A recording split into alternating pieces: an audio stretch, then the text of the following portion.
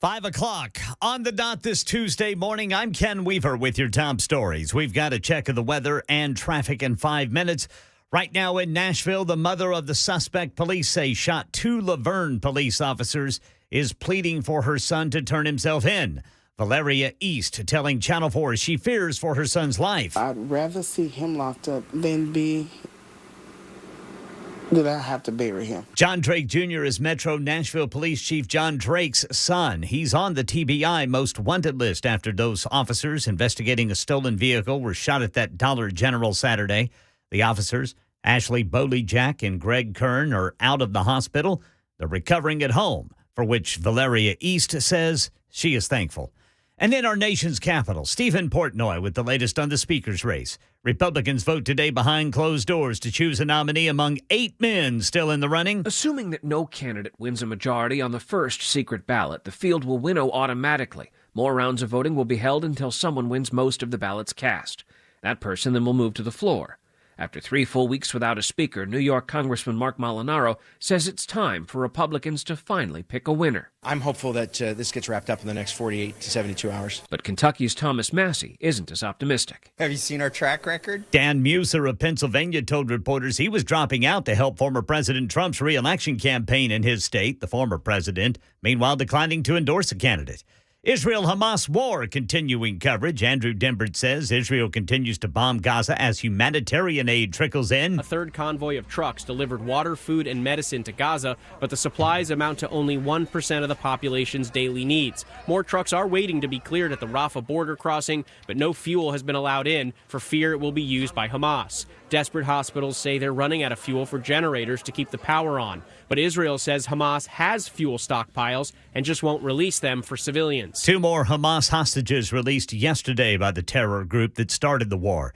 Market Numbers Report brought to you by Beacon Capital Management, online at beaconcm.com. Here's Daria Albinger. Stocks wobbled to a mixed close to start the week. The Dow plunged 191 points. The Nasdaq rose 35 and the S&P gave up 7. It's a big week for earnings. Among the companies we expect to hear from some tech giants, including Facebook's parent company Meta, Google's parent Alphabet, and Amazon. Chevron is buying Hess Corporation for $53 billion. It's the second buyout among major oil producers this month. As prices surge, and it comes less than 2 weeks after ExxonMobil said it would acquire Pioneer Natural Resources for about $60 billion. Crude prices are up 9% this year. They're hovering at about $90 a barrel. The United Auto Workers strike against the Big Three is getting bigger. The union now says about 40,000 workers are walking the picket lines now that it's added a plant in Sterling Heights, Michigan, which makes Ram pickups for Stellantis. All right, checking futures ahead of the opening bell on Wall Street. Dow futures up 107, S&P up 20, NASDAQ up 109. That's the latest news. Traffic and weather next. I'm Ken Weaver, WTN News.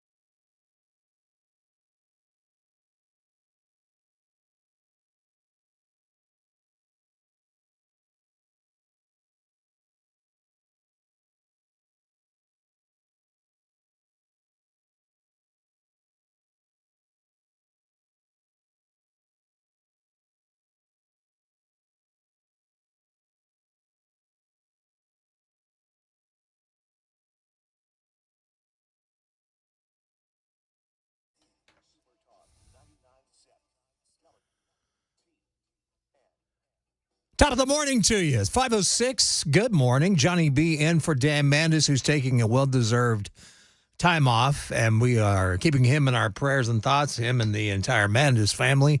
We have, of course, Ken Weaver in the newsroom, Mason Fleming in my spot where I'm usually at, and we're glad to have you here. I'm telling you, it's been so long since I filled in here that I have forgotten how to get into the super text line, the text groove line. But we're going to try and get that up and running. It's not right now, but we'll get it up and running. Should have thought about that yesterday when I was talking to Mr. Mandis. But anyway, we got a lot to cover today, and big important one to me. This hit me in the face. But one thing that President Joe Biden, among the many things that he has failed at, has been the border. And this piece came out of Breitbart. And it doesn't surprise me, but, man, it really concerns me. For every new American that's born, when you have a newborn, at the very same time, you have an illegal immigrant that has entered our country that gets welcomed in. So from October of last year to September of this year, there have been over 4 million economic migrants, or because everybody's calling them migrants now. It's always been illegal immigrants to me, always will be. But illegal immigrants have crossed the southern border during the government's October to September budget year. 4 million. And if you're having a hard time wrapping your head around that while you were asleep, at 5 o'clock this morning, Fair Immigration Reform, their website, they have a counter every day of how many illegal crossings there are. Before 5 o'clock this morning, we were at about 1,800. We've now gone over 2,000. In just about 5 minutes' time. It's now 2,105 illegal crossings. And that's another thing about this article on Biden and illegal immigration, is that 4 million they know of. That's not even the number that have gotten through. And in contrast, they say 3.67 million Americans were born during the matching 12-month period in 2022, according to the Census Bureaus. That 2022 number includes at least 400,000 births to illegal immigrants. And what this has also created is a vast economic competition for the 3 million American youths who have graduated from schools in the 10 months up to October 2022. And one predictable result is that the new illegal immigrants that have come in are pricing ordinary Americans out of housing. And not only that, this is the problem with illegal immigration. I've said this for years and years now, and it's true. Illegal immigration touches every facet of the problems we have in America. And I don't mean this to sound like I'm against immigration. I'm not. In fact, some of the greatest Americans I've ever met in my life are people that have migrated to this country, that have come from another country, especially a country that held them down, that a country that wouldn't allow them to be the best they could be. I love meeting people like that. And they cherish it because they had to work for it. Anytime you have to work for something, you appreciate it more. That's why when you have a successful marriage, you're proud of it. Because marriage is tough. Life is tough. But this problem is just growing and growing, and it's gotten worse under Biden. In fact, he's put it on overdrive. So many people are coming through the southern border. We are in a dangerous spot right now, especially with everything that's going on in the world, and especially with the lack of leadership that we have.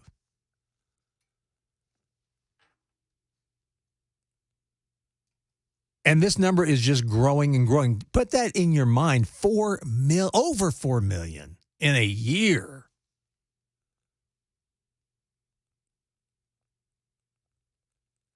And Biden, of course, his deputies, they have reluctantly released the September numbers. And they put them out on Saturday when fewer people would track the news. This year's inflow hit about 2.62 million, in September's inflow of 341,000 Southern migrants were revealed. Between May and September 2023 of this year, just 300,000 migrants were deported. The Southern inflow did not include the roughly 1.5 million gotaways. Those are the ones I was talking about earlier. The 4 million, yes. 4 million they know have come across, but there's over 1 million more that have gotten through that they don't know where they are, don't know who they are, and what's going to happen. The inflow of 2.6 million is in addition to the 2.5 million economic migrants welcomed in 2021 and 22. Those migrants already were helping to cut wages and spike rents. Once again, some of the problems you're seeing is because of the inflow and the influx of illegal immigrants into our country. The reason rent is so high. The reason your wages are going down. Because quite frankly, the people that are entering this country illegally will work for nothing. Absolutely nothing. Say it again. And I really don't blame the illegal immigrants coming in. I blame the employers that are allowing it to happen. Because nothing says greed to me louder than, well, these folks work for nothing. Well, yeah. But what you're doing is you're seriously hurting our own country. And that's what's happening. But Biden says it in his own words, and I'll play them here in a little bit. But this is what he's always wanted. A lot of you thought Joe Biden was the more friendly, the middle-of-the-road Democrat. No, he's not, and he's proven it. And to be quite honest, I don't think he's in charge. I think there are other people running everything. He's just their figurehead. And the poor man is his cognitive issues are seriously beginning to affect all of us. But this is insanity. And he's not been the only one, by the way. There have been Republican presidents as well that have looked the other way and just allowed the border remain open. But not like this. And we'll have Joe Biden in his own words. And to prove to you, this is what he's always wanted. It's 5:15. Time to check the roads out with Paul Winkler, WTN Traffic Center.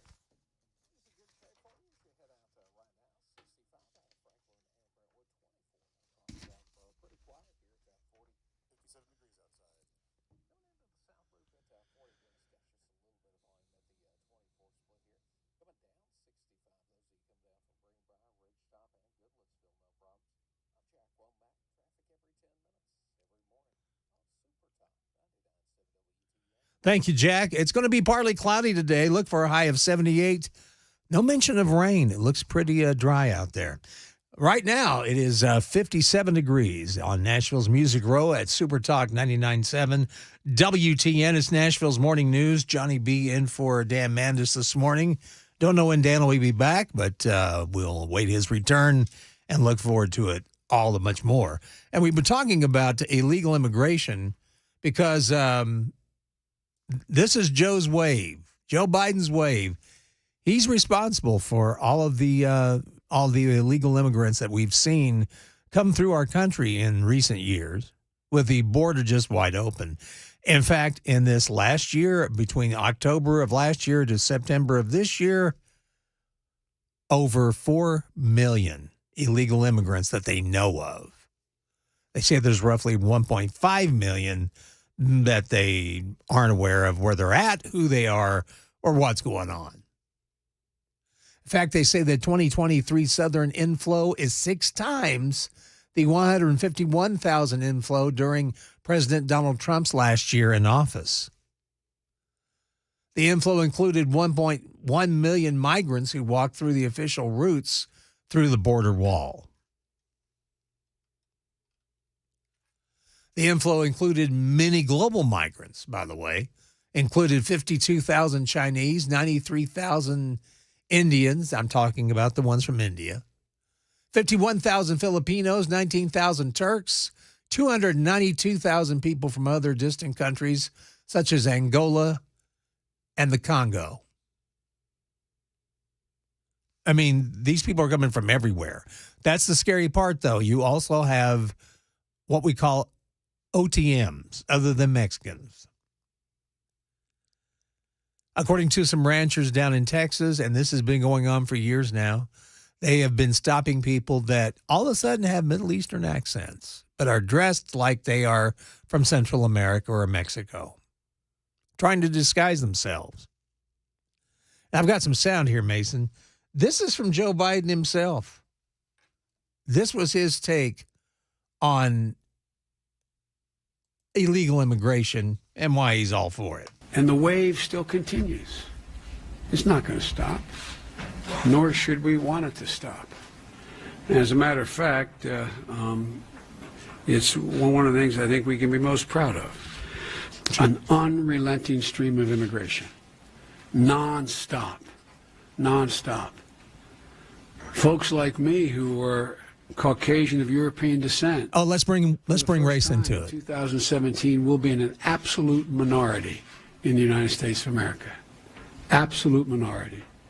Fewer than 50% of the people in America from then and on will be white European stock. That's not a bad thing. That's a source of our strength. Number one, why even bring race into it? I don't understand this race baiting. That absolutely made no sense whatsoever. None. Who cares? I don't care what you are, who you are, as long as you get in here legally and as long as you want to make America a better place to live for all of us. I don't know what it is with that party and race. I don't either.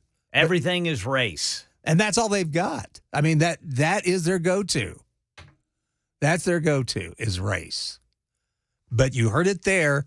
He's all for, something we should be proud of, just leaving the border open. And then white people will be, I don't care. I just don't understand why our own government is not doing their job of keeping us safe and keeping the country safe by closing the damn border. I don't get it. And it just gets worse. And you would think an attack in Israel like what just happened would wake these folks up, but sadly it is not. It's 5:20. We've got a lot more to cover. We got the Gang of Three Amigos coming up at 5:35, and Ken has actually brought some very interesting stories we're going to talk about there. First off, though, are you ready for this coming winter? I'm talking about you're going to get ice storms possibly. We may see some snow. The Farmer's Almanac is predicting a pretty rough winter. And with that, you're going to get power outages. And that's why I want you to be prepared. Go to the Generator Super Center. It's at 2655 8th Avenue South in Nashville. Get yourself a Generac automatic standby generator. When you have one of those, when you have a questionable power grid, you don't have to worry. You're already set. And you don't have to go out and try to turn it on when your power goes out. When your power goes out, the Generac automatic standby generator kicks in. And the Generator Super Center, they can tell you exactly what size you're going to need. They can also do the installation. They'll customize it to what your specifications are. And whenever you need service, the Generator Super Center, they're open 24/7. They're on call that many times for you. And in fact, in-home consultation is free, and no matter where you live in Middle Tennessee, they'll come out and see you. Best thing to do is go to generatorsupercenter.com, Generator Supercenter of Nashville.com. Learn more there or call them up at 615-879-1952. They use the best quality materials like copper. The Generator Supercenter of Nashville is a great place to go by and shop. Look them over. Look at one of these Generac home standby generators. You'll be blown away because when you buy one, you're not just buying a piece of equipment, you're buying peace of mind. So put your mind at ease. Call the Generator Supercenter, 615-879-1952. 615-879-1952. Tell them Johnny B sent you.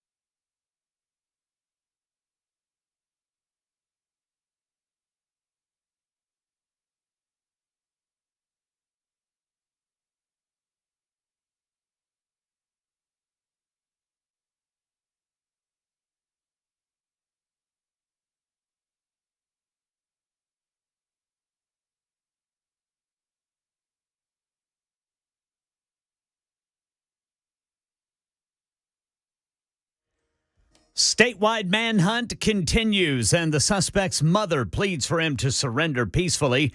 8 more candidates hope to become House Speaker. Talk of a ceasefire in the Israel-Hamas war. What's next for the off-duty pilot who tried to kill everyone on board a flight to San Francisco?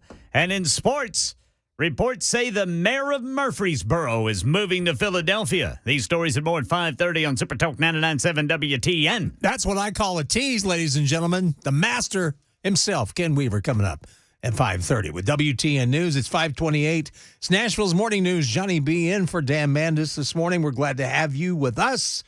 We'll get Super Text line up as soon as we can. I see, it's been so long since I've been here that I've forgotten the login. And, very, very few people are up at this hour. So I really don't want to wake somebody up. Hey, man, do you know the login? Yeah, let me wake right up and get you that. Hey, Dan, I know you're on vacation. Look, Yeah. Hey, Hey, hi, engineering. I know it's in the middle of the night, but what's the login for the Super Text line? How to create friends at Super Talk 99.7 WTN. But anyway, we've got Ken Weaver along with, of course, Mason is with us as well, Mason Fleming. And we'll be back with the gang of 3 amigos. We got Ken Weaver coming up with news coming up next on Super Talk 99.7 WTN.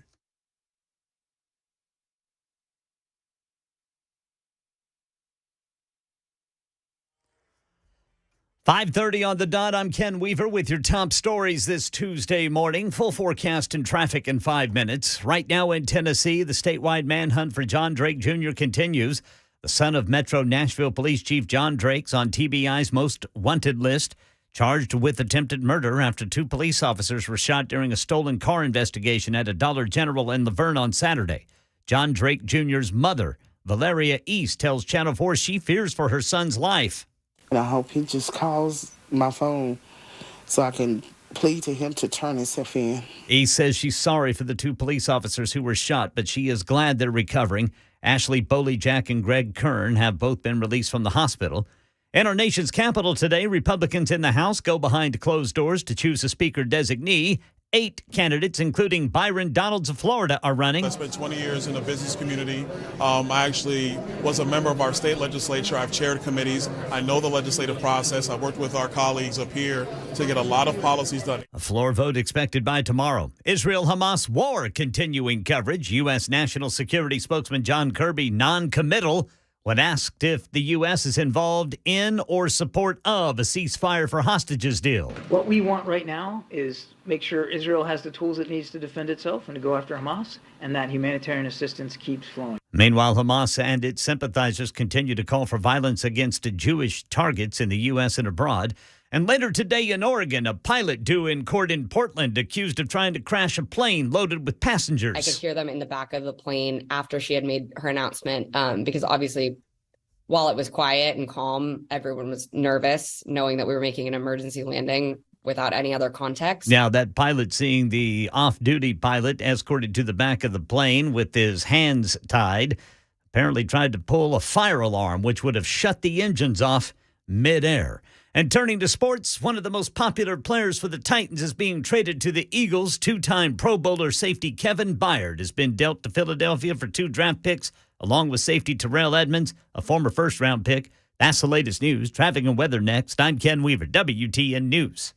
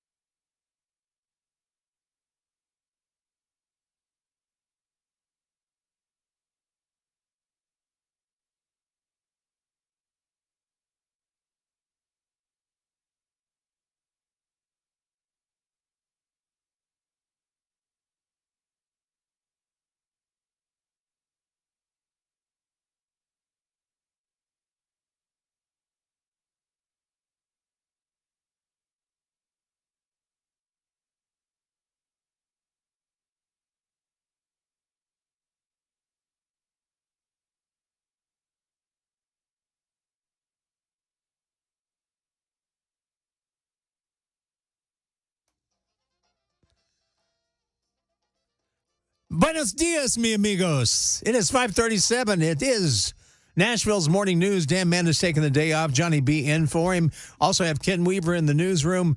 Mason Fleming along with us as well, and Funky Cruz Medina on the weather. And we're glad to have you here with us with a gang of three amigos. Gentlemen, how are you doing this morning? Good morning, boys. Yes. Just waking up. I'm trying to catch up with everybody here. Brother Mason sleeps about an hour and a half every day. That's generous right there. Yes, it is, man. The dude is the hardest working man in the building. Yeah. That is also very generous. I appreciate it, but we're getting there. Okay. Well, enjoy it while you're young there, Brother Mason. Yeah. Enjoy it now. I don't know if I'm enjoying the lack of sleep. That's definitely not the way I would phrase it. That's what I tell my daughter, man, when she comes home, from work and she says, I think I'm going to take a nap. I said, enjoy that while you can, honey. Yeah. Because sometimes the real work starts when you get home. Boy, that's the truth. Yes, sir. Ooh. Yes, sir. So, Ken, I understand you brought some material along for the Gang of Three Amigos today, and I'm so happy you have. Well, I have, Brother Johnny B. I knew that our good buddy, Brother Dan Mandis, has some very pressing matters out west with his mama, and our prayers are with him. You bet. And his mama and his entire family. So I thought I'd look at my phone with all of the thousands of news alerts that I get every day. Yes, sir. And I ran across this one.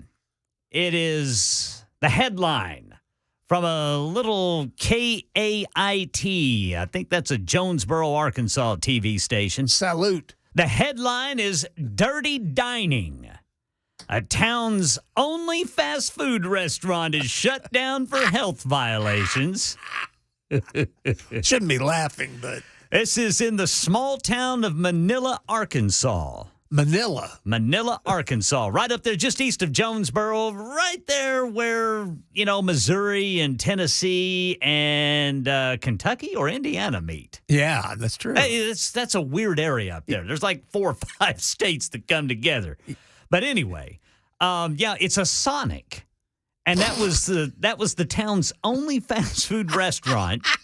Hey, honey, you want to go out to eat tonight? There was an inspection on October 11th that highlighted a, quote, range of unpalatable issues. Oh, wow. According to the health department report, the Sonic in Manila, Arkansas had live cockroaches crawling throughout the establishment. Ooh. Multiple dead roaches found in various areas. I didn't know cockroaches had a high crime rate. Also noted the restaurant was closed due to an imminent health hazard, but had reopened without a proper health inspection. So this place has a history. Boy, it sure does. There in Manila. Maybe that's why only 40 people moved there from the 2010 census to the 2020 census. Wow. Their population has grown in 10 years from 3,342 to 3,682. So 240 people actually moved there over 10 years. But they will not be able to dine at the Sonic. Darn. Well, maybe that's what's making them so tough. It might be. All those cockroaches. Yeah. Hey, looky here. They got a new kind of pepper they're putting on their burgers. That's why my chili is so crunchy. Yeah. Oh, gross. Ooh, boy, them some big old pepper flakes. Oh, look at that. That one twitches. Honey, that one's moving. Yeah, so anyway, so you boys ever work in fast food, by the way? I did not. One of my kids did. I did. Yeah. Yeah. I did when I was 19. Where'd you work? I worked at a Hardee's. Ooh. And, I'm not knocking the fast food industry. Because I worked, a couple of my managers, they actually cared about the product that we sent out, to the customers. Right. And when those managers worked, the store was usually really clean. But then there were the other managers. Oh, sure. And the store wasn't very clean, which means those other managers that were clean, they had to work double time in order to keep the store clean. But I will never forget. I one time, I had just arrived for work, and I went to fill my first order, It was a large Coca-Cola, and I put the cup underneath I can't remember what they were called, but it kind of gurgles. Oh, no. Nothing comes out, and then it does come out, and there's bugs. Oh, no. Gross. I thought you were going to say like it sprayed out in your face or something like that. No. There were bugs. Goodness. I don't know if they were roaches, but they were gross enough. Ugh. And we couldn't serve Coca-Colas for a little while. Understandably so. I'm surprised. Probably didn't find some way around it. Meanwhile, I turned around in my yellow and brown outfit with a Brian Johnson hat and my big shiny badge that said, "We serve cholesterol-free fries." And said, "Shall I get you a Sprite?" Is Pepsi okay? I like what 3304 says. Hey, my almonds got legs. Yeah, that's right. Little roaches do. Almonds. But yeah, Little Manila, Arkansas, without a fast food restaurant for a little while until it reopens. Again, this little restaurant has a history. It's been shut down before, but maybe they'll come under new management there. Looks like about 30-minute drive east of Jonesboro, Arkansas there. Well, that's why competition is a good thing. Yes. Now, I have known of, I don't want to bust them, but I do know, I've known of small-town grocery stores. Yeah. That, they'll find, like outdated cookies. Outdated by how far? How long? Like 5 years. Oh, my goodness. And they'll go, hey, y'all want to try these, see if they're still good? Just put them in the milk. Yeah. Nobody will know any different. Let them soak it up a little bit. By the way, what's the date on the milk? That's another thing, too. Now, Ken sent me to a Kroger, and I just busted them on the air. But anyway, Well, you didn't say which Kroger. No, I didn't. I went to this Kroger, and I got some crackers of some kind because they're low on sodium because I'm having to watch sodium. Right.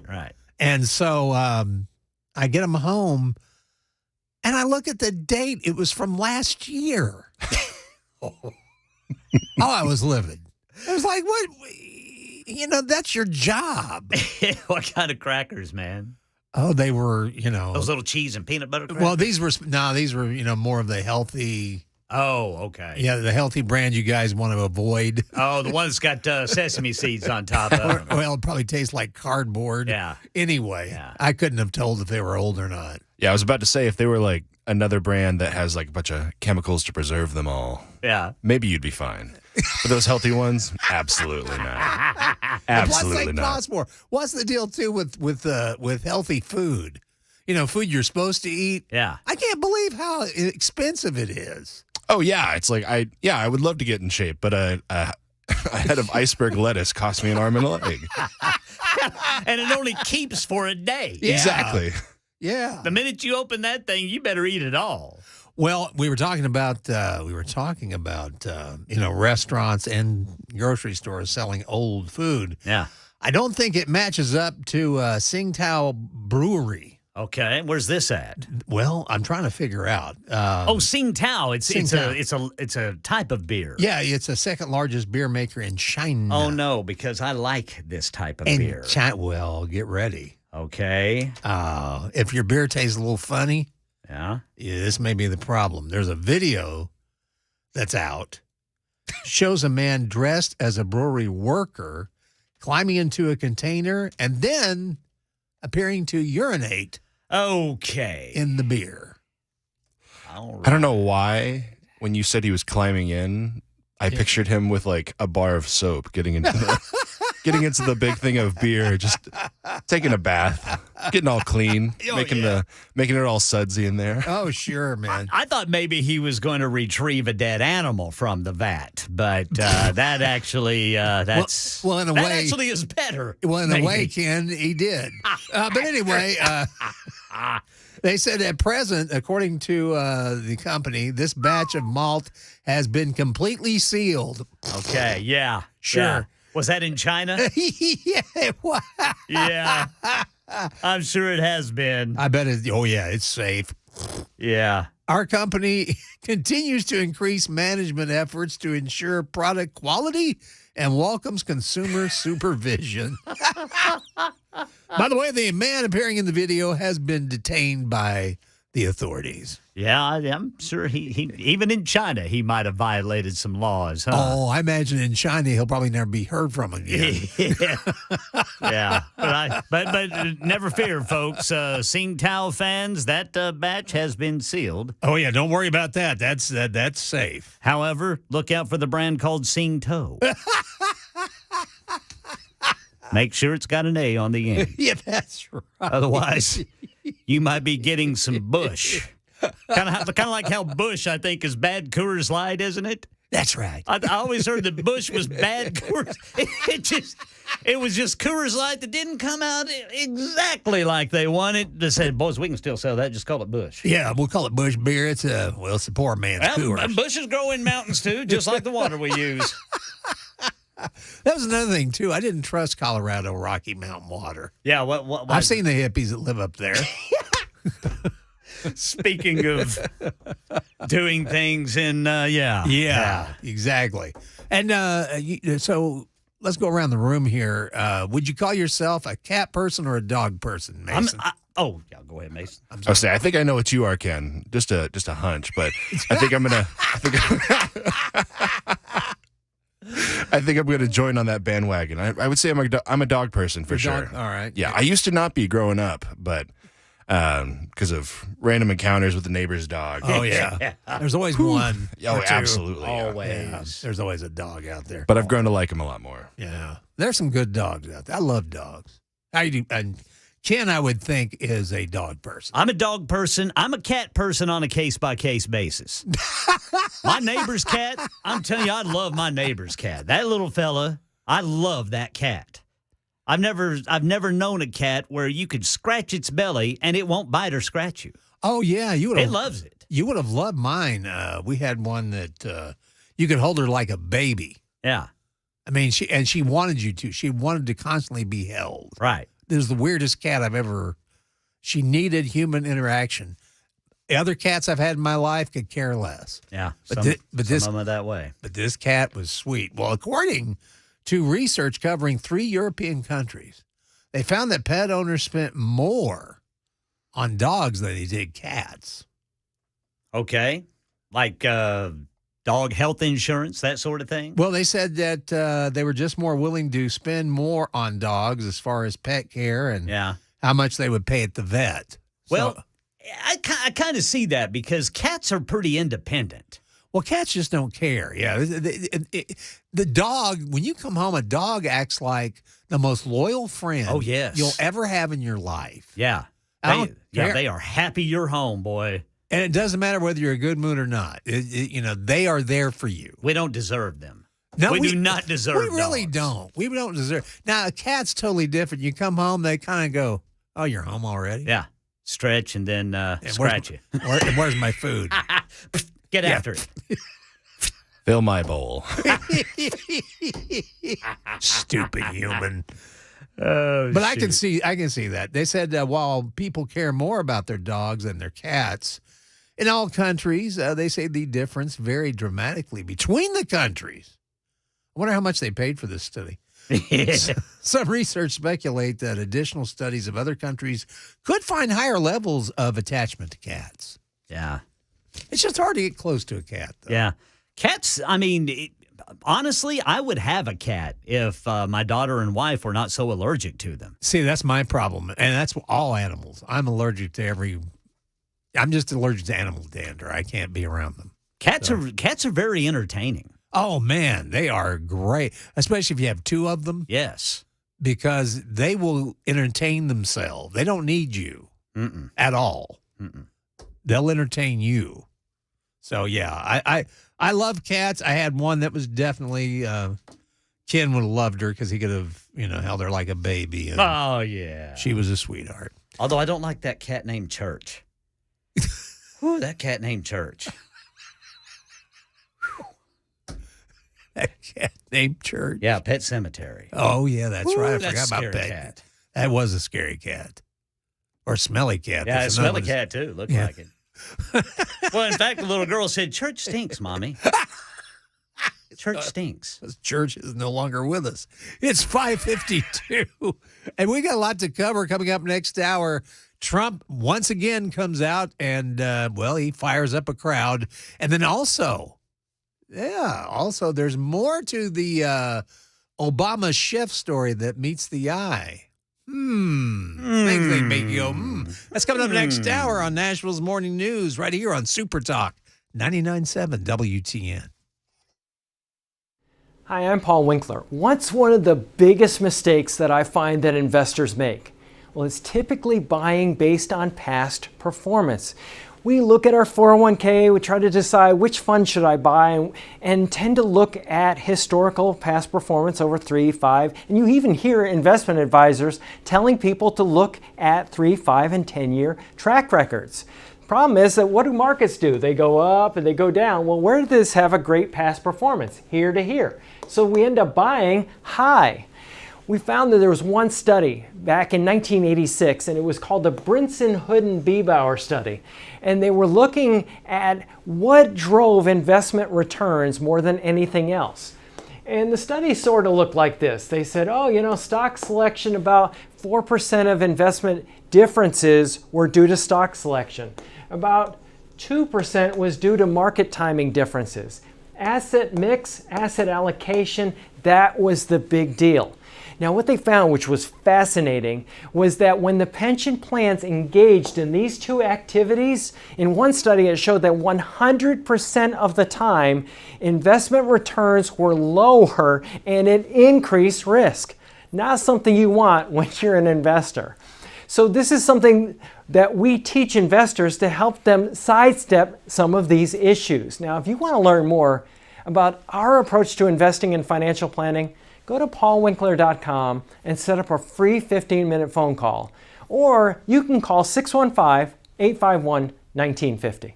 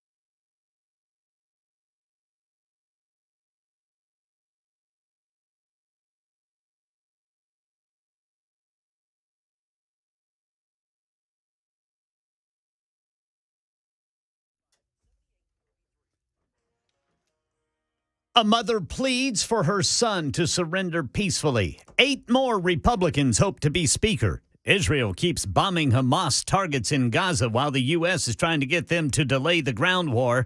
You got to hear what Benjamin Netanyahu just said to Lebanon, that is. Chocolate prices keep spiking right before Halloween, but officials say you can't blame inflation. It's Mother Nature. Of course. These stories and more at 6 on Super Talk 99.7 WTN. It's never our fault, is it? No, not at all. No, that's Mother Nature's fault. That's right. And speaking of Mother Nature, folks, get yourself together with a Generac automatic standby generator from my friends over at the Generator Supercenter of Nashville. They're located at 2655 8th Avenue South in Nashville. I'm telling you, last year should have really taught a lot of us. We had that flash freeze, and then the next thing you know, we having brownouts. We're without electricity, and it's barely, 10 degrees outside? Well, if you have a Generac automatic standby generator, that thing would click on automatically. So it's time to get one, because with a questionable power grid, you don't want to be caught without any kind of power, especially those that are relying on it for very important medical reasons. Folks at the Generator Supercenter, they can tell you exactly what size generator you need for your home or your business. They do the installation. They customize it to your specifications, whatever suits your needs. And whenever your Generac automatic standby generator needs service, the Generator Supercenter, they're on call 24/7. That's why they're the #1 Generac dealer in the U.S. One of the many reasons. Unlike other stores, this is all they sell, and they also use the finest quality materials like copper. And no matter where you live in Middle Tennessee, they can come to you. In-home consultation is free. Visit Generator Supercenter of Nashville.com or call them at 615-879-1952. Ask about the Generac Home Standby Generator, because when you buy one, you're not just buying a piece of equipment, you're buying peace of mind. So put your mind at ease. 615-879-1952 for the Generator Supercenter. Tell them Johnny B sent you.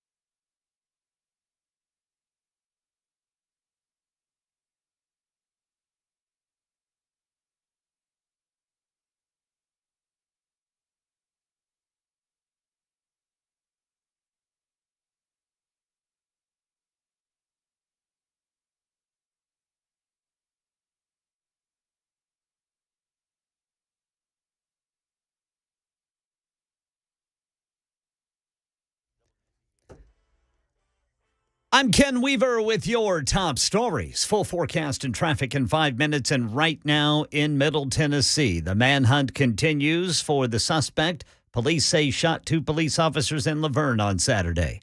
The mother is pleading for her son to turn himself in. Valeria East telling Channel 4 she fears for his life. I'd rather see him locked up than that I have to bury him. John Drake Jr. is Metro Nashville Police Chief John Drake's son. He's on the TBI most wanted list after 2 police officers investigating a stolen vehicle were shot at a Dollar General on Saturday. The officers, Ashley Boleyjack and Greg Kern, are out of the hospital and recovering at home, for which Valeria East says she is thankful. In our nation's capital, Stephen Portnoy with the latest on the speaker's race. Republicans voting today behind closed doors to choose a nominee among 8 men still in the running. Assuming that no candidate wins a majority on the first secret ballot, the field will winnow automatically. More rounds of voting will be held until someone wins most of the ballots cast. That person then will move to the floor. After 3 full weeks without a speaker, New York Congressman Mark Molinaro says it's time for Republicans to finally pick a winner. I'm hopeful that this gets wrapped up in the next 48 to 72 hours. But Kentucky's Thomas Massey isn't as optimistic. Have you seen our track record? Dan Muser of Pennsylvania told reporters he was dropping out to help former President Trump's re-election campaign in his state. By the way, the former president has declined to endorse any one of these candidates. Israel-Hamas war continuing coverage. Israeli Prime Minister Benjamin Netanyahu, along France President Emmanuel Macron, letting Lebanon know it better keep its terrorists in check. If Hezbollah makes the mistake of joining this war in a significant way, it will regret it. They will long for the second Lebanon war, which they regretted. By the way, 2 more Hamas hostages released yesterday by the terror group, and they're back in Israel. Market Numbers Report brought to you by Beacon Capital Management, beaconcm.com. Here's Jim Ryan. Stock traders looking for a hint about the future of interest rates left the markets mixed on Monday. The Dow Jones lost 191 points to close back below 33,000. The S&P was off 0.7%, but the Nasdaq Composite finished the day with a 0.25% advance. Positive vibes about a court ruling favoring a cryptocurrency asset manager sent Bitcoin above $34,000 for the first time since May of last year. Ether, the number 2 digital currency, surged yesterday to its highest since August. Auto workers have stepped up their strike again, walking out at the largest Stellantis plant, the one that produces Ram pickup trucks. The union has been expanding its strike target since first walking out in the middle of September. Hotter, drier weather in regions of Africa where the cacao bean is grown are behind the sky-high cost of chocolate a week before Halloween. Cocoa futures yesterday surged to $3,786 per metric ton. That's the highest price since 1979. All right, checking futures ahead of this morning's opening bell on Wall Street. Dow futures up 128, S&P up 21, NASDAQ up 98. That's the latest news. Traffic and weather next. I'm Ken Weaver, WTN News.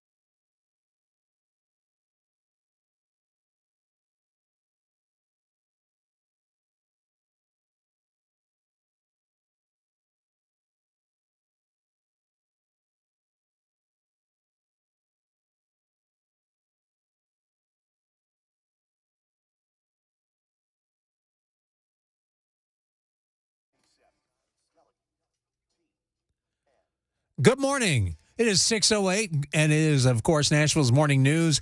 Dan Mann is earning some time off, and he'll be back as soon as he can. Until then, we'll hold down the fort with, of course, Ken Weaver in the newsroom, Mason Fleming in my usual spot, and, of course, Funky Cruz Medina with weather right here on Super Talk 99.7 WTN. And we're so happy you chose to fly with us today. You can get involved with the Super Text line, 615-737-9986. We are reading those as quickly as we possibly can. I probably don't do as well as Dan in that department, but we'll try to and make him proud and be able to converse with you, the Super Texter, whom we love. Anyway, a lot going on in the news. Of course, Republicans still trying to find a House Speaker. Well, Donald Trump made an appearance. Yes, he did. He basically went after President Joe Biden's primetime address that he delivered last week. And Trump basically told the crowd that he called his speech, President Joe Biden's speech on Israel, one of the most dangerous and diluted speeches ever to come from the Oval Office. And in fact, this is what Mr. Trump had to say. If it'll play, here we go. 4 days ago, crooked Joe Biden gave one of the most dangerous and diluted speeches ever delivered from the Oval Office. It was disaster. Not only presentation, which wasn't too good, it's the words that were really bad. Less than 1 week after, innocent men, women, children, and babies were kidnapped, raped, tortured, slaughtered in the worst terror attack in Israeli history. It was the worst in their history, actually. Babies, I guess they said 42 babies with their heads chopped off. Think of that one. They don't even want to talk about it. Crooked Joe went before the American people and said that if you want to support Israel, then you have to give a blank check for the proxy war also in Ukraine, having to do with Russia and Ukraine, which is another one. By the way, it would have never happened if we were president. If we didn't have that election, you wouldn't have that. You wouldn't have inflation. You wouldn't have had the attack on Israel. Very true. And I think he's saying some true things there. I'm guaranteeing you, if President Trump was in office, that you probably wouldn't have had a lot of the attacks that you've had across the world. Of course, he made these last night in Concord, New Hampshire. He signed up for the state's presidential primary there in person. And I have to agree with him about the fact that the $60 billion that Biden announced for Ukraine, trying to make it sound as urgent as the $10 billion for humanitarian purposes in war-torn Gaza, also $14 billion for Israel. So we're giving $60 billion, 60 to Ukraine, $14 billion for Israel. Biden has bundled the aid request in the hopes that it would grease the skids for a congressional approval. More funding for Ukraine is being met with increasing resistance by congressional Republicans. And naturally, how much is too much? You know, there's never an accounting. Where's the money going? In fact, anytime you give money, don't you want it itemized to see where it's going? I don't believe we've seen anything like that. But that's basically what Trump had to say to the crowd last night, giving Crooked Joe, as he calls him, a rough time. He also said had some thoughts on voting, and I found them quite interesting. And in some ways, I'd have to agree with him on some of the things he said. You got to get out there and you got to watch those voters. You don't have to vote. Don't worry about voting. The voting, we got plenty of votes. You got to watch election night. You know, it used to be election day, election night. Now it's election month. Now it's election period. Some of these things going for 53 days. It's terrible. We want to bring it back. Same day voting, paper ballots, right? Voter ID, voter ID. Let me see. There you go. Voter ID, paper ballots. I have to agree with him. In fact, I've always wondered why we've got away from paper ballots and why we've gone with computers, because computers, man, there's so much that can go wrong. And I think we've seen it in a lot of elections, actually. But according to Trump, he said Crooked Joe went before the American people and said that if you want to support Israel, you have to give a blank check for the proxy war that is also Ukraine. And a lot of people found that distasteful. More than 1,400 were killed in Israel, by the way, mostly civilians. And that, of course, was October 7th in Israel. Horrible, horrible. And the way this administration is handling it is even worse. And I would have to agree with people that are saying that this probably wouldn't have happened under a Trump presidential administration.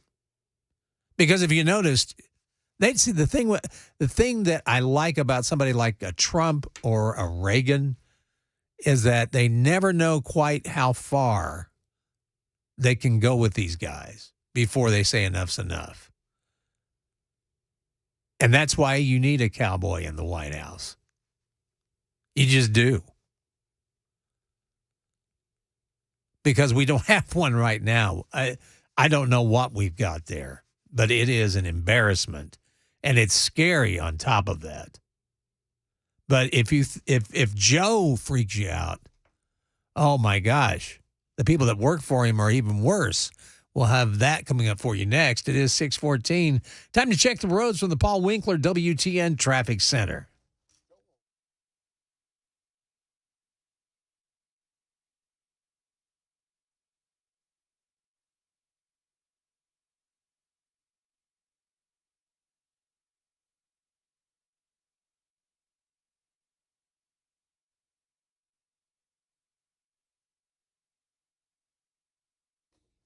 Thank you, Brother Jack. Looks like it's going to be partly cloudy today with a high of 78, 56 degrees on Music Row at Super Talk 99.7 WTN, where you got Super Talk all day long.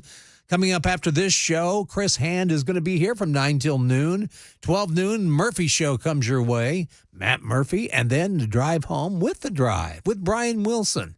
That all happens right here on Super Talk 99.7 WTN. Well, President Biden was giving a speech yesterday, and he was going to highlight how his Bidenomics agenda is growing the American economy. Hey, how's that growing over there? Mason, have you checked the growth yet on our economy? Is it just growing at leaps and bounds? You're not looking at the same chart I'm looking at, are you? I think I am. Anyway, it's not growing. Anyway, he's trying to say Joe Biden is that Bidenomics is working. He was going to answer a question from the press, but he had his feed cut in the middle of his sentence. Some people are trying to say that, trying to look at it as another Biden gaffe. What it was, he had to go to the Situation Room. And at first I thought he meant the restroom. But anyway, he said he had to go to the Situation Room. And I understand that they were letting some hostages go. There were 2 elderly women that Hamas had let go. And anyway, as he walked off the stage, and the sound's not that great, or I'd play it for you. President Biden stopped and began to answer a reporter's question regarding American hostages and a ceasefire. And Joe basically said that he's not for a ceasefire, but he said all hostages should go. So while he struggles to read 15-minute speeches from his teleprompter, and with the rest of the world continuing to spiral out of control, well, it's this statement from John Kirby that does not really breed a lot of self-confidence and assurance in anybody. He's the spokesperson for the Biden administration. He was asked about the Americans that are currently being stranded in Gaza this week.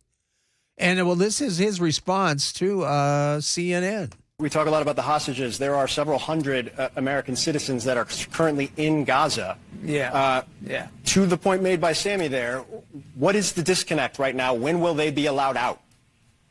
I wish I could tell you date certain, time certain. We want to get them out. We want to make sure that they have safe passage out. And we are working very, very hard, both with the Israelis and with the Egyptians, to get to that outcome. Right now, of course, you've seen some humanitarian assistance flow in, but we have not forgotten the plight of those hundreds of Americans that are on the other side of that Rafah crossing. We know they want to get home or get out, and we want to help them get out, and we are working on that very, very hard. You've been working on that very, very hard for several days now. They have oftentimes gotten messages about specific windows when they could leave that fell apart. Is there any sense that working will end up with an outcome soon?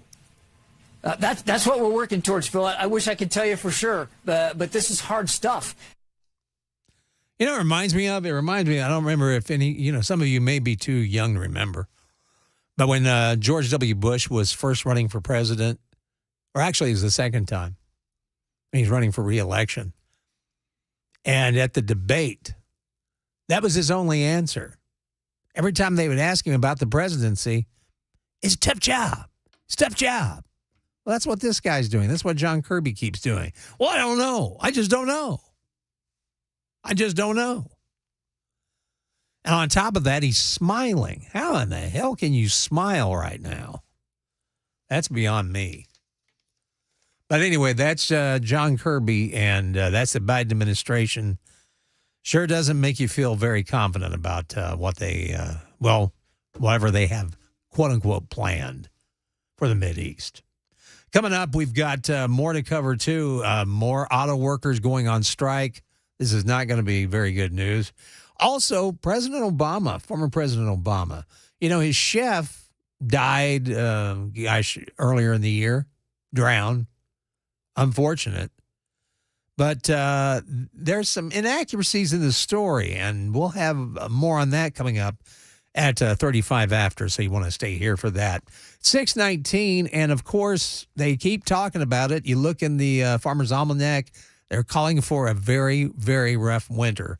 And if that's going to be the case, you want to be prepared. And the best way to be prepared, go to the #1 Generac automatic standby generator dealer in the U.S. That's the Generator Super Center, 2655 8th Avenue South in Nashville.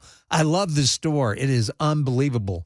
And the Generac automatic standby generator, let me tell you something, folks. These things are impressive. And it's not that you go outside and you have to, get it going. It automatically kicks in when your power goes out. So those of you that rely on electricity for breathing, for, CPAP, anything like that, it's perfect. And the folks at the Generator Super Center, they can tell you exactly what size you're going to need for your home. They can do the installation. They'll customize it to your specifications. And whenever you need service, the Generator Super Center's on call 24/7. There's a lot of reasons they're the #1 Generac dealer in the U.S. One of those is the fact that they use quality materials like copper. They don't use aluminum wires. Plus, no matter where you live in Middle Tennessee, in-home consultation is free, so let them know where you're at, and they'll come to you. You can go by the Generator Super Center at 8th Avenue South. Look the store over. It's impressive. Or call them at 615-879-1952. The Generac Home Standby Generator, when you buy one, you're not just buying a piece of equipment, you're buying peace of mind. So call them now, the Generator Super Center, 615-879-1952. Be sure and let them know Johnny B sent you.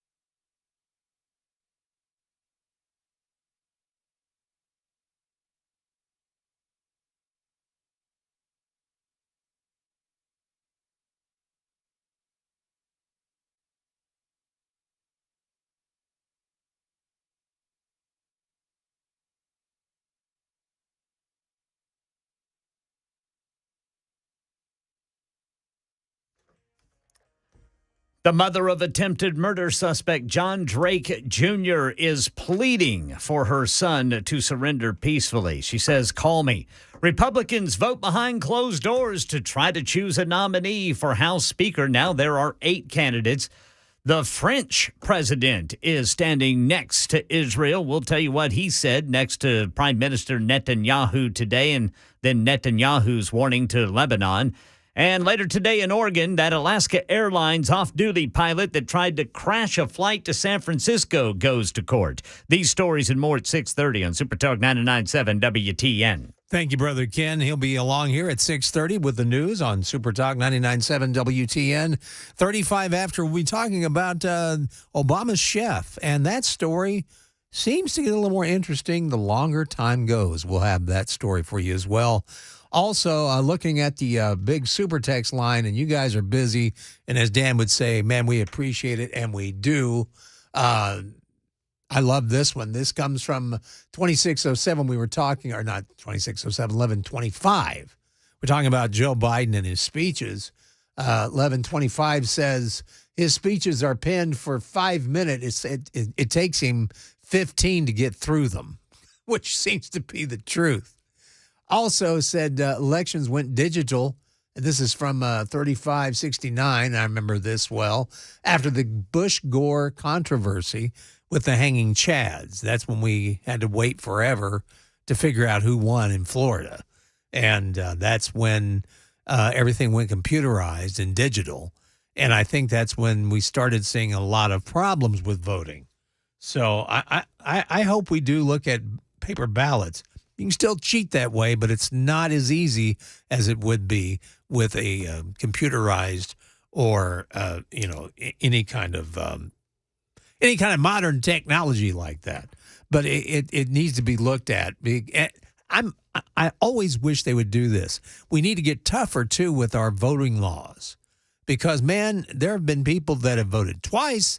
There have been people that have voted in districts that weren't theirs, and they knew better. But nothing happens to them. I'm thinking that the penalty should be harsh if in any way that you are trying to steal an election or make it go your way, so to speak. That's what needs to happen. We need to get tougher, and that would make a lot of this, well, it would solve a lot of problems and put a lot more faith in our voting system. We'll be back with a lot more. We've got the story on Obama's chef. That's coming up next. And we've got news coming up right now with Ken Weaver on Super Talk 99.7 WTN.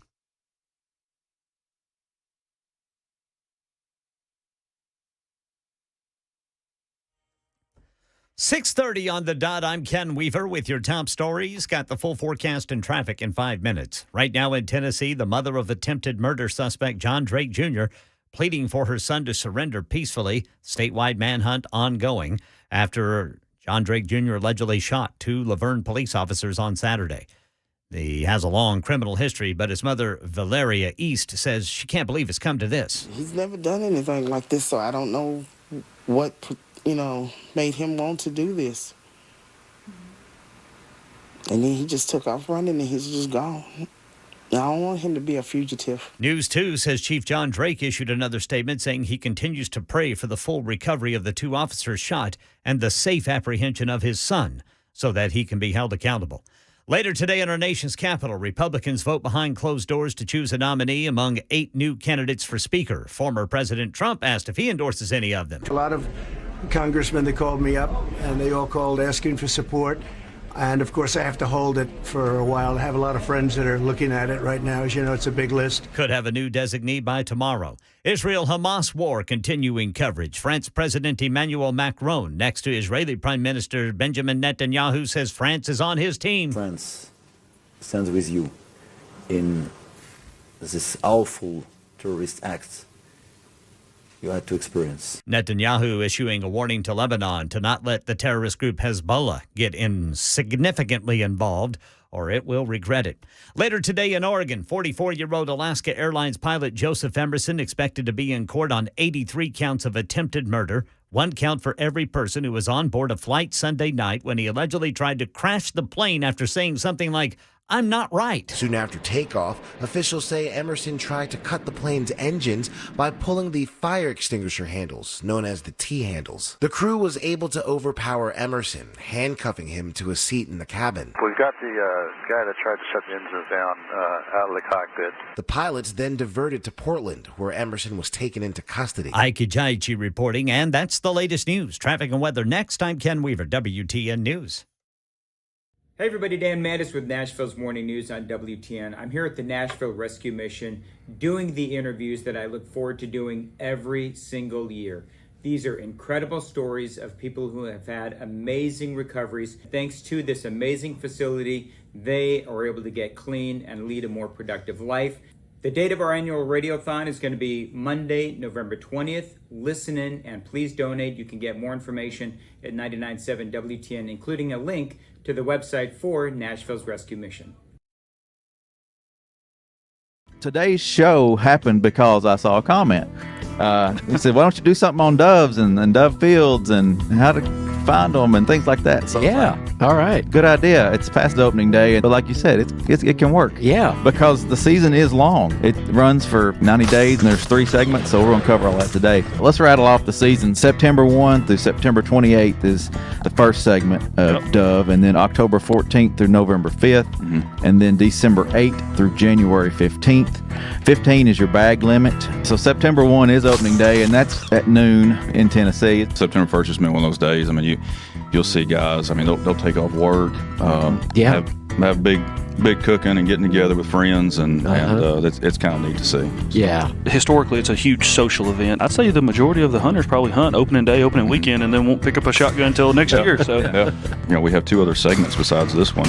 Running in October, and then even all the way through January 15th. There's a lot of opportunity throughout the year. On our website, tnwildlife.org, on our homepage, you can click the button there to dove hunting info and fields is what the button's titled. It's got all the information on dove hunting. You can find the fields there. So let's talk about how to find a field. You click on Region 2, it pulls up the options that are available, and get down to Bark Camp Barrens, and you see it's open statewide. So the hunting's not over there. There's still opportunity.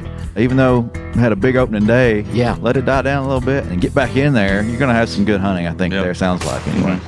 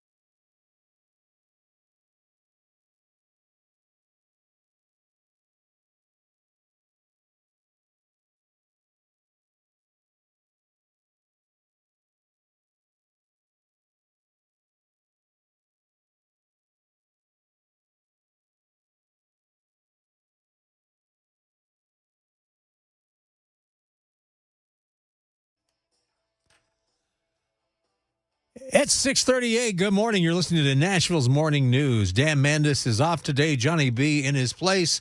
Glad to have you with us, along with Ken Weaver in the newsroom, Mason Fleming producing this show. We're glad to have you, as I just said. Also, the Super Talk continues all day. There's no reason to go away. 9 o'clock, we'll have Chris Hand. At 12 noon, Murphy's show comes in with Matt Murphy and Bell. And then, of course, The Drive with Brian Wilson takes you all the way home, starting up at 3 p.m. right here on Super Talk 99.7 WTN. Super text line is open as well, 615-737-9986. If you want to get involved that way, you definitely can. And before we go into this story about Obama's chef, I would like to say this because I've been hearing all about, the police chief's son, Police Chief Drake. And I saw it looked like an opinion piece about the police chief, and it was really putting him down as a father. And I don't know the police chief. I don't know his son. I don't know anybody involved. But from what I've seen of the police chief, I've always kind of liked him. I don't think you can totally blame him for what's going on. Without knowing the family dynamic, knowing what's happening. My heart goes out to him, the mother of the child. I mean, it's sad. It's a sad story, but I think to condemn him as a father, that's too quick and easy. Has he made mistakes as father? I'm sure he has. Everybody does. Until you've had children. The most perfect parents out there are the ones that don't have any children. I've found that to be true because they seem to have more advice for parents than, other parents do. But just saying, I'm holding out my hopes and prayers that there'll be a better outcome to what's happened with the chief's son than I'm hoping does not happen. I hope he is caught peacefully. I hope he turns himself in. I hope he does the right thing. And I'm not going to sit and criticize the police chief for his parenting skills because I don't know the whole story, and neither do you. And until you know the whole story, maybe you should just be quiet and let the whole thing play out before you start pointing fingers. That's just my take. Well, let's talk about President Barack Obama, former President Obama. I saw this and was very interested in this, and I wanted to pass it along with you because I've seen some stories like this, never have paid attention to them, but now I'm starting to pay closer attention because it seems like anytime it reminds me a lot of the Pelosi issue. Remember when Paul Pelosi, they had someone that came in the house, hit him with a hammer. The story just didn't add up. Well, this is what this is starting to sound like. They're saying the story about the accidental death of Barack Obama's chef isn't entirely what it was initially made out to be. You don't say.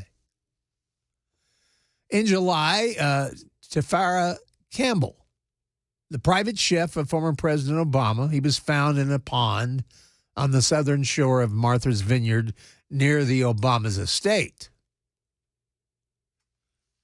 And within days, the police had ruled the death an accident, which stonewalled any kind of questioning from the media about the mysterious identity of the eyewitness in the case and why his chef was characterized as not being a great swimmer, despite social media videos of him showing off his considerable swimming skills, which I also found that kind of bizarre. There was also a mysterious blank in the police call logs that night. The only call that wasn't logged that night was the call reporting the chef's drowning. The call log of the 911 call about Obama's chef drowning was left blank. Every other call has a reason listed. Police chief from that area said that the reason for the call might have been left off because the caller may have called a police business line instead of 911. As far as the Obamas are concerned, the only information published was that they were not home at the time.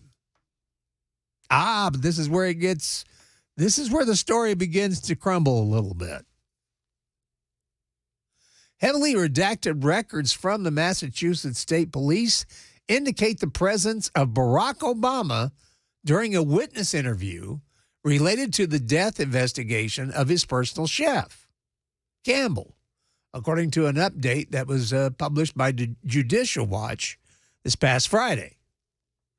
According to the records, Obama arrived at the scene via motorcade, and a witness interview actually took place at the Obama residence. See, I didn't hear all this. Soon after that, a, quote, cold, wet woman characterized as a witness arrived. The following morning, this eyewitness was interviewed again at the Obama residence with Barack Obama present.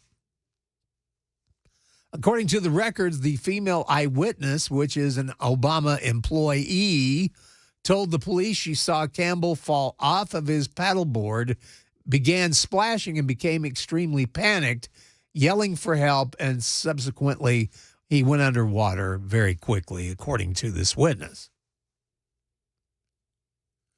She said she was unable to reach him before he disappeared into the extremely murky water. The documents also mention surveillance footage, which shows two individuals, the chef Campbell and another person, seen walking on a boardwalk to the shoreline of Edgartown Great Pond. Both individuals are observed obtaining paddleboards and paddles from a location near the shoreline and subsequently entering the water. Now, this is where my antenna goes up, because I know of people that don't know how to swim, that aren't strong swimmers. And I can guarantee you every one of them, there is not one of them that would go get a paddle boat and paddles and go get in the water. So this story is not adding up to me. Because on the chef's social pages, it shows him apparently doing a lot of water sports. And like I said, if he was not a great swimmer, what would he be doing getting into a paddle boat? None of it is making sense. And so this is going to ignite a lot of the conspiracy theorists. And I can't blame them.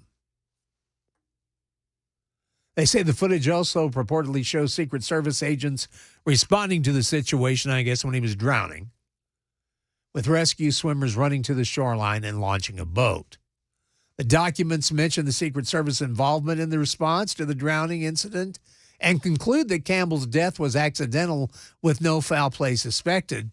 The records include details of the incident, witness statements, and the recovery of Campbell's body. Obama was reportedly at the emergency response scene after his chef Campbell drowned near his residence. According to Judicial Watch, records obtained from the Massachusetts State Police indicate that Obama was present for the witness interview. So while the case seems pretty cut and dry from the report, the secrecy behind the identity of the witness and why Obama needed to be present at the questioning of an employee who was an eyewitness to an accidental death sends off a type response. I have to include myself in that.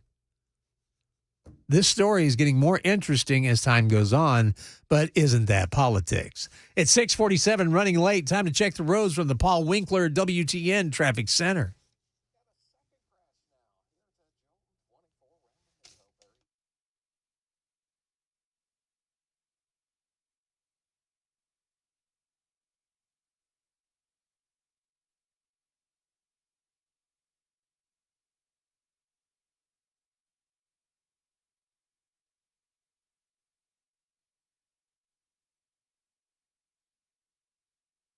Thank you much, Jack. Looks like we're going to see a high today of 78 under partly cloudy skies. Right now, it is mostly cloudy And 58 degrees right now on Super Talk 99.7 WTN right here on the Big Music Row. I was very interested to see this, too. Gun ownership. You won't believe, and I just lost my story. What happened? What happened? Anyway, gun ownership. I was very shocked. But the states with the highest rate of gun ownership, you won't believe who is at the bottom. At number 4, these are the 15 top states. Number 14, Tennessee. Surprised me greatly. Tennessee is number 14. And some of these, Alabama, Ohio, sure, North Carolina, yeah. Arizona, that's kind of weird. Doesn't seem. California, number 4. Number 4. I thought they were a big anti-gun. Same with Virginia. Number 2, Florida. And number 1, Texas. No surprise there. No surprise at all. I'm surprised Oklahoma and Kansas aren't in there in the top 10. But anyway, Tennessee coming in at number 14. I find that very, very odd. But those are the top gun states in America. We've got a lot more to cover, and we need you too. And if you'd like to get involved, you can. 615-737-9986. That's the big super text line. We'll read a few of those coming back. It's 6:50. It's Nashville's Morning News on Super Talk 99.7 WTN. Hi, I'm Paul Winkler. What's one of the biggest mistakes that I find that investors make? Well, it's typically buying based on past performance. We look at our 401k, we try to decide which fund should I buy, and tend to look at historical past performance over 3, 5, and you even hear investment advisors telling people to look at 3, 5, and 10-year track records. Problem is that what do markets do? They go up and they go down. Well, where does this have a great past performance? Here to here. So we end up buying high. We found that there was one study back in 1986, and it was called the Brinson-Hooden-Biebauer study. And they were looking at what drove investment returns more than anything else. And the study sort of looked like this. They said, stock selection, about 4% of investment differences were due to stock selection. About 2% was due to market timing differences. Asset mix, asset allocation, that was the big deal. Now, what they found, which was fascinating, was that when the pension plans engaged in these two activities, in one study it showed that 100% of the time, investment returns were lower and it increased risk. Not something you want when you're an investor. So this is something that we teach investors to help them sidestep some of these issues. Now, if you want to learn more about our approach to investing in financial planning, go to paulwinkler.com and set up a free 15-minute phone call. Or you can call 615-851-1950.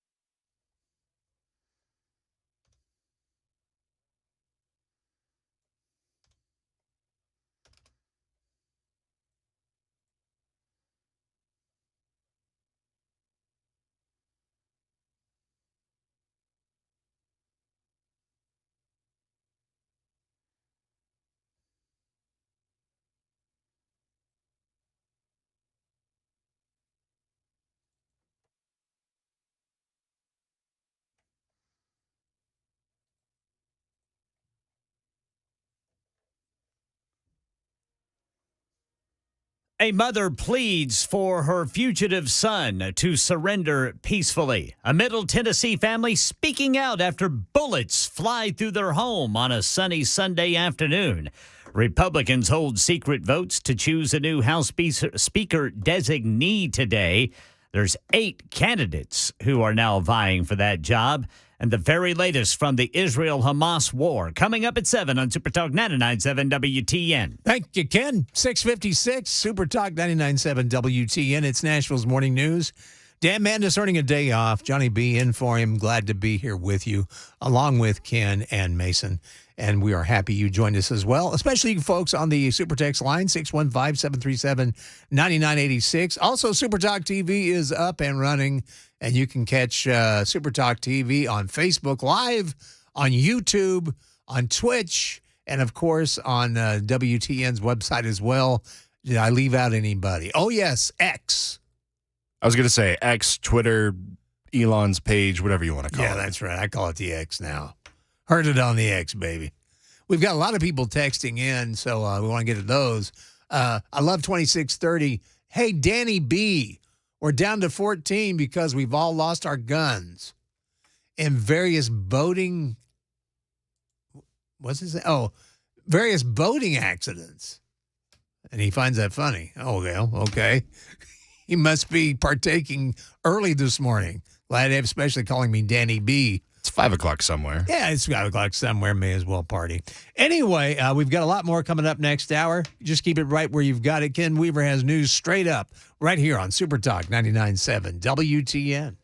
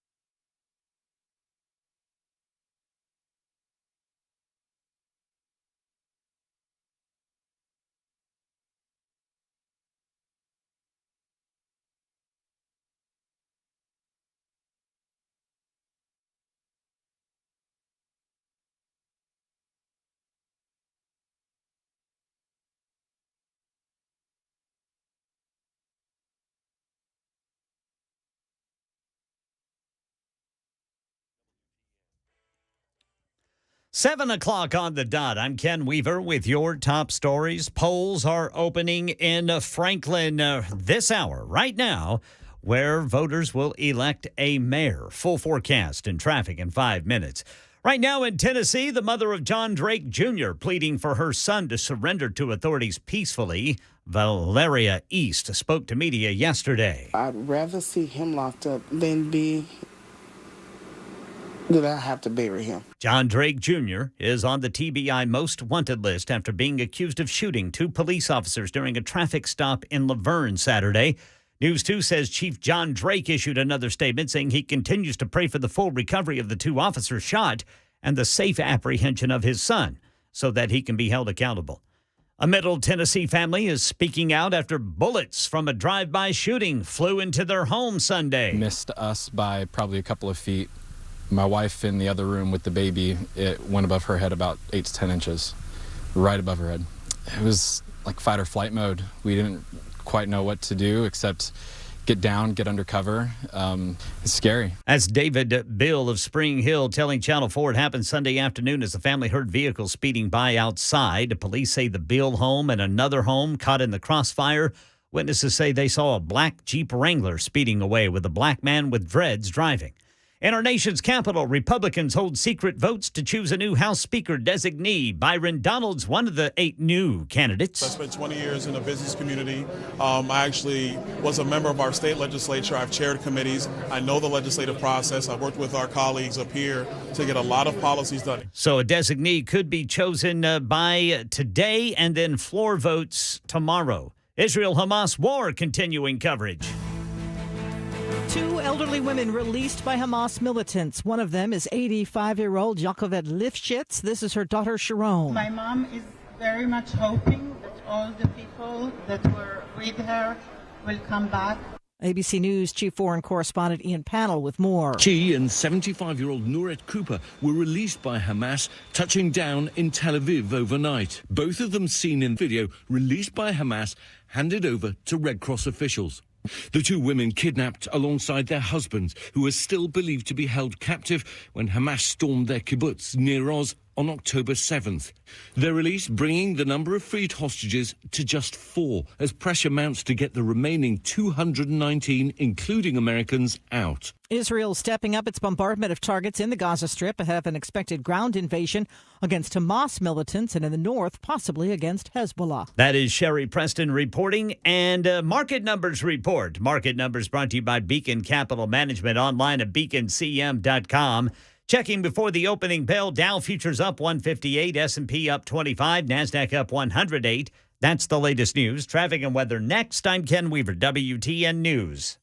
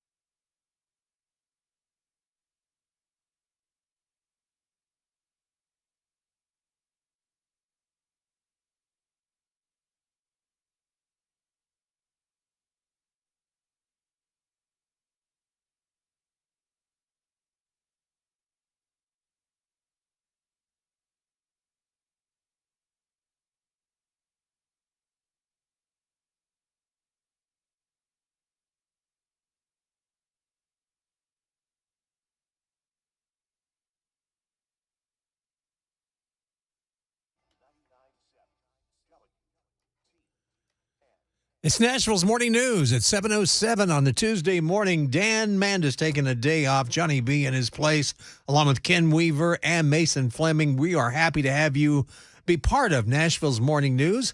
You can play along with us by getting involved with the Super Text line, 615-737-9986.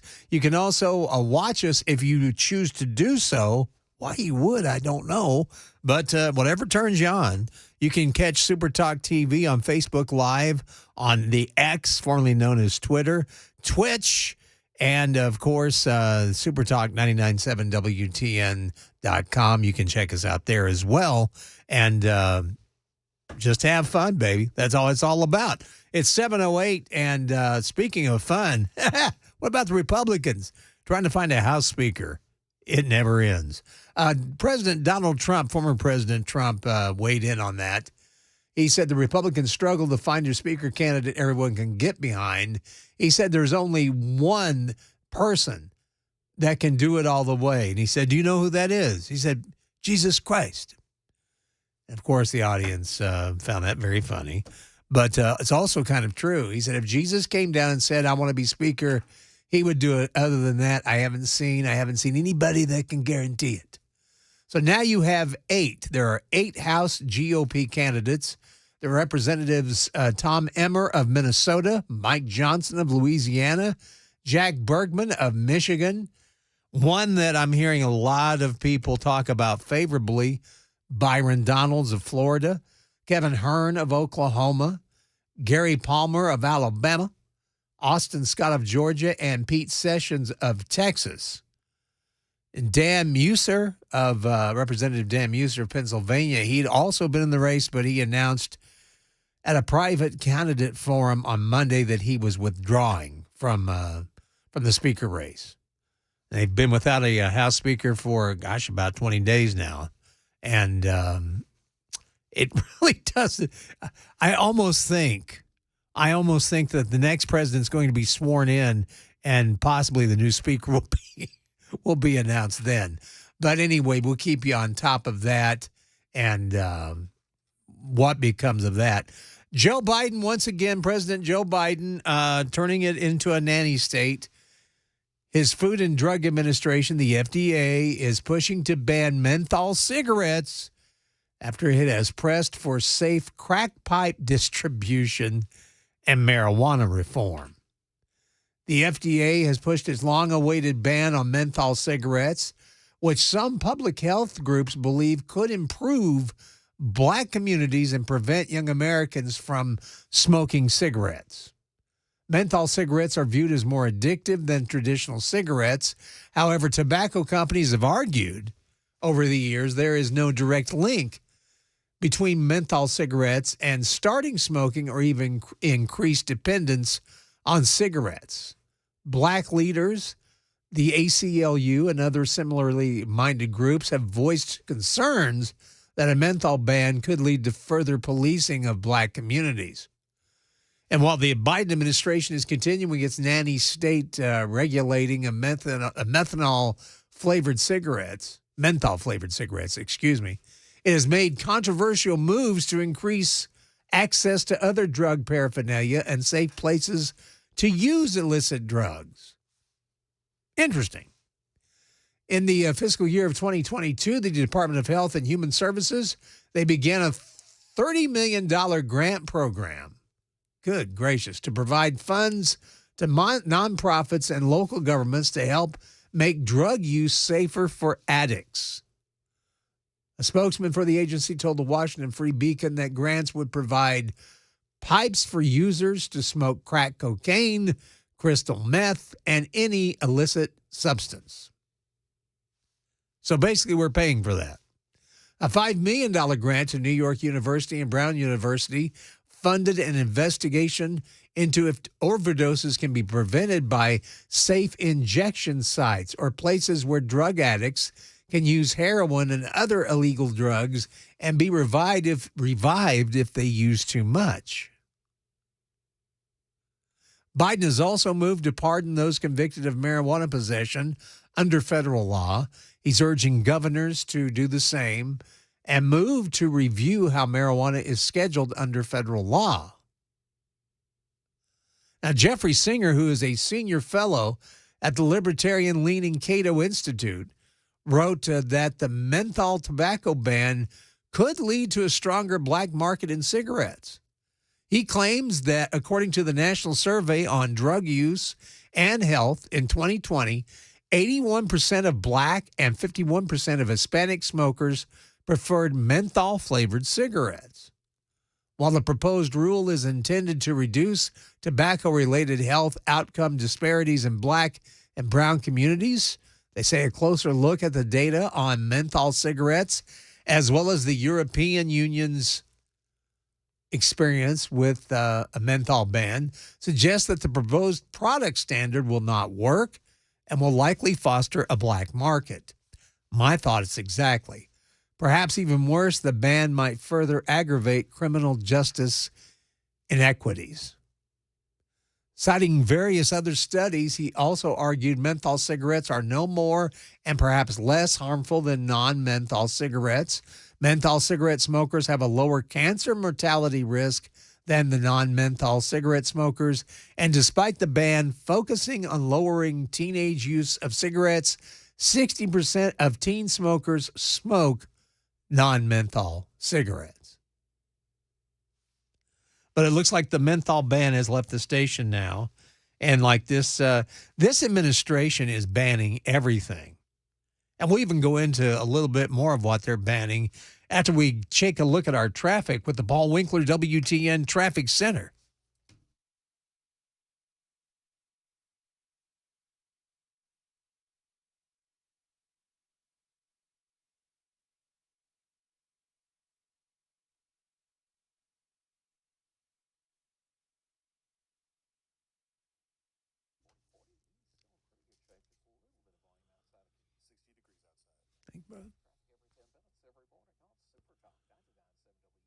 Thank you, Brother Jack. It's partly cloudy today with a high of 78. Right now, mostly cloudy. 60 degrees on Nashville's Music Row, where you find Super Talk 99.7 WTN and Super Talk all day long. Chris Hand at 9 a.m. 12 noon, it's Murphy's Show, and then The Drive with Brian Wilson takes you home, starting up at 3 o'clock this afternoon on Super Talk 99.7 WTN. Well, you know, President Biden now talking about banning menthol cigarettes.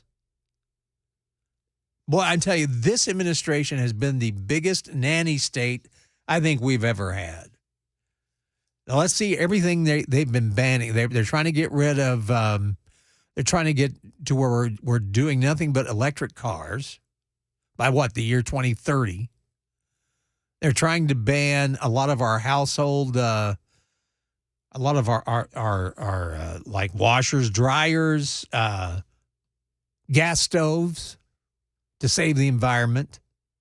And you people, they're still buying that. My gosh, everything that was in Al Gore's movie, An Inconvenient Truth, turned out not to be true. I mean, everything he predicted. And you guys still following that? But this is what happens. See, the more you ban something, the more that people are going to want it. That's just human nature. You know, we know anybody with any kind of common sense, when you smoke a cigarette, you can tell it's doing something to your lungs. Your lungs feel terrible. Yet people still do it.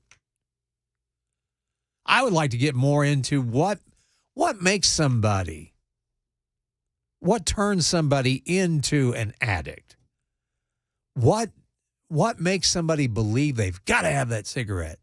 They've got to have that drink of alcohol. They've got to have the cocaine. What is it? We should study that instead of banning items. And I'm not a big cigarette. I don't smoke cigarettes. I don't care if you do or you don't. That's up to you. But we do know how dangerous they can be. We've watched good friends die from cancer. We've watched famous people die from cancer. One claiming it was his metal picks. No, it was It was the constant cigarette smoking. I hate to tell you, that's what got you. It wasn't the metal picks in your mouth. But we don't need a government that's a nanny state. You know, that's a dangerous precedent to get behind. All of a sudden now the government's going to tell you what kind of light bulb you can have, what kind of car you can drive, what you can put in your mouth to smoke. What's next? This administration has done nothing but this has been one term. It has felt like it has been an eternity, at least to me. And these folks haven't even been in that long. Can you imagine if they get put back in? It's sad, man.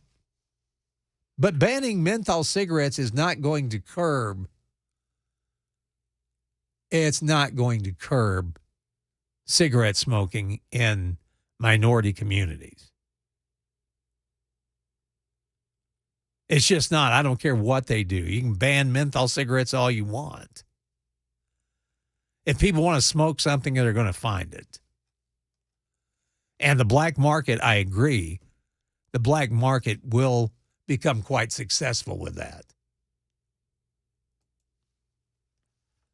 But the government can't be your mother and your daddy. But some of you want them to be. You'll take the government bennies, and then you complain. In fact, I remember when the incandescent light bulb was first being taken out of the mix, a lot of people couldn't believe it. A lot of people that I know that are more on the left, well, what caused this? And I said, well, I tried to tell you that George W. Bush was working with the Democrats on this and that they were going to ban the incandescent light bulb. Well, we can't have that. Well, you wanted it. You voted for it.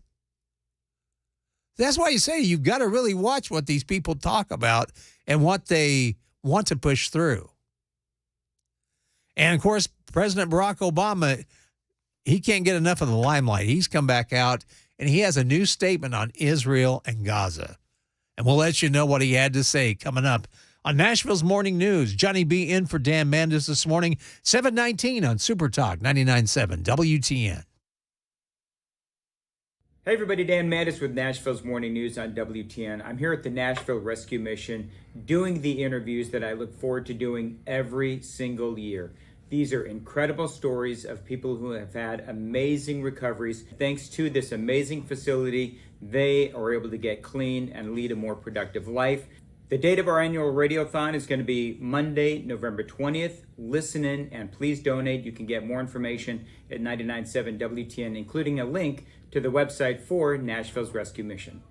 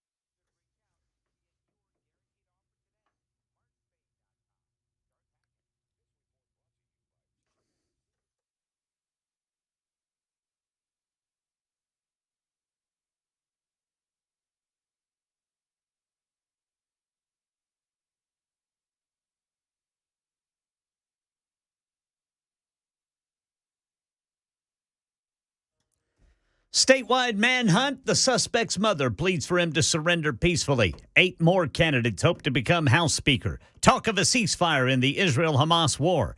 And what's next for that off-duty pilot who allegedly tried to kill everyone on board a flight to San Francisco after saying, "I'm not right"? These stories and more at 7:30 on Super Talk 99.7 WTN. Thank you, Ken. It is 7:26. Nashville's Morning News. Dan Mandis is off today. Johnny B sitting in for him, and hope he gets back soon. We do miss the man. We also have Ken coming up with news, and then, of course, Mason Fleming in for me today. Going to the Super Text line, 615-737-9986.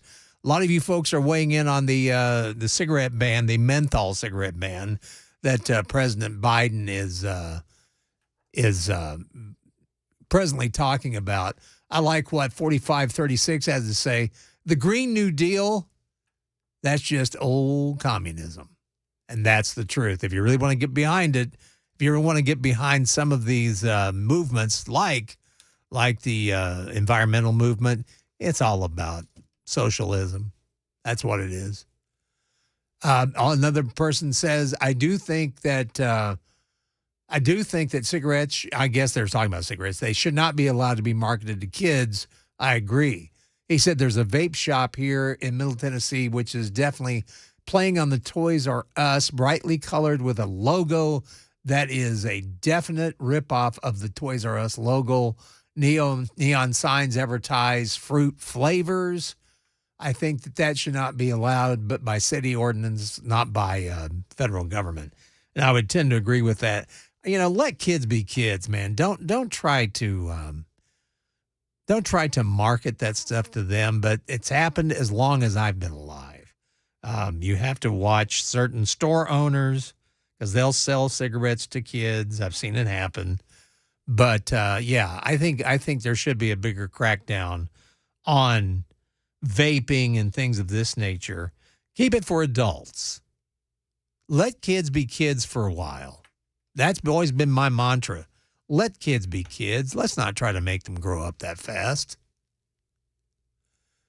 And like 5050 said, and what a great phone number, 5050. Said, remember how prohibition worked in the 20s and 30s? Oh, wow, it really did, didn't it? Nanny state is not gonna save us from ourselves. It just really isn't. The government, in fact, the worst thing you can hear, hello? Yeah, it's the government. We're here to help. No, it's the government. We're here to screw things up for you because that's all they can do. Really. All you have to do is look at this administration, and there's your proof right there. Former President Obama has weighed in on the Israel-Gaza Strip scenario. And, well, he's doing the same thing that Biden's done. But he weighs in on it. And then also we have a presidential candidate on the Republican side who gives his 2 cents, too, about what he thinks is happening with Israel. We'll have that coming up next after Ken Weaver's news on Super Talk 99.7 WTN.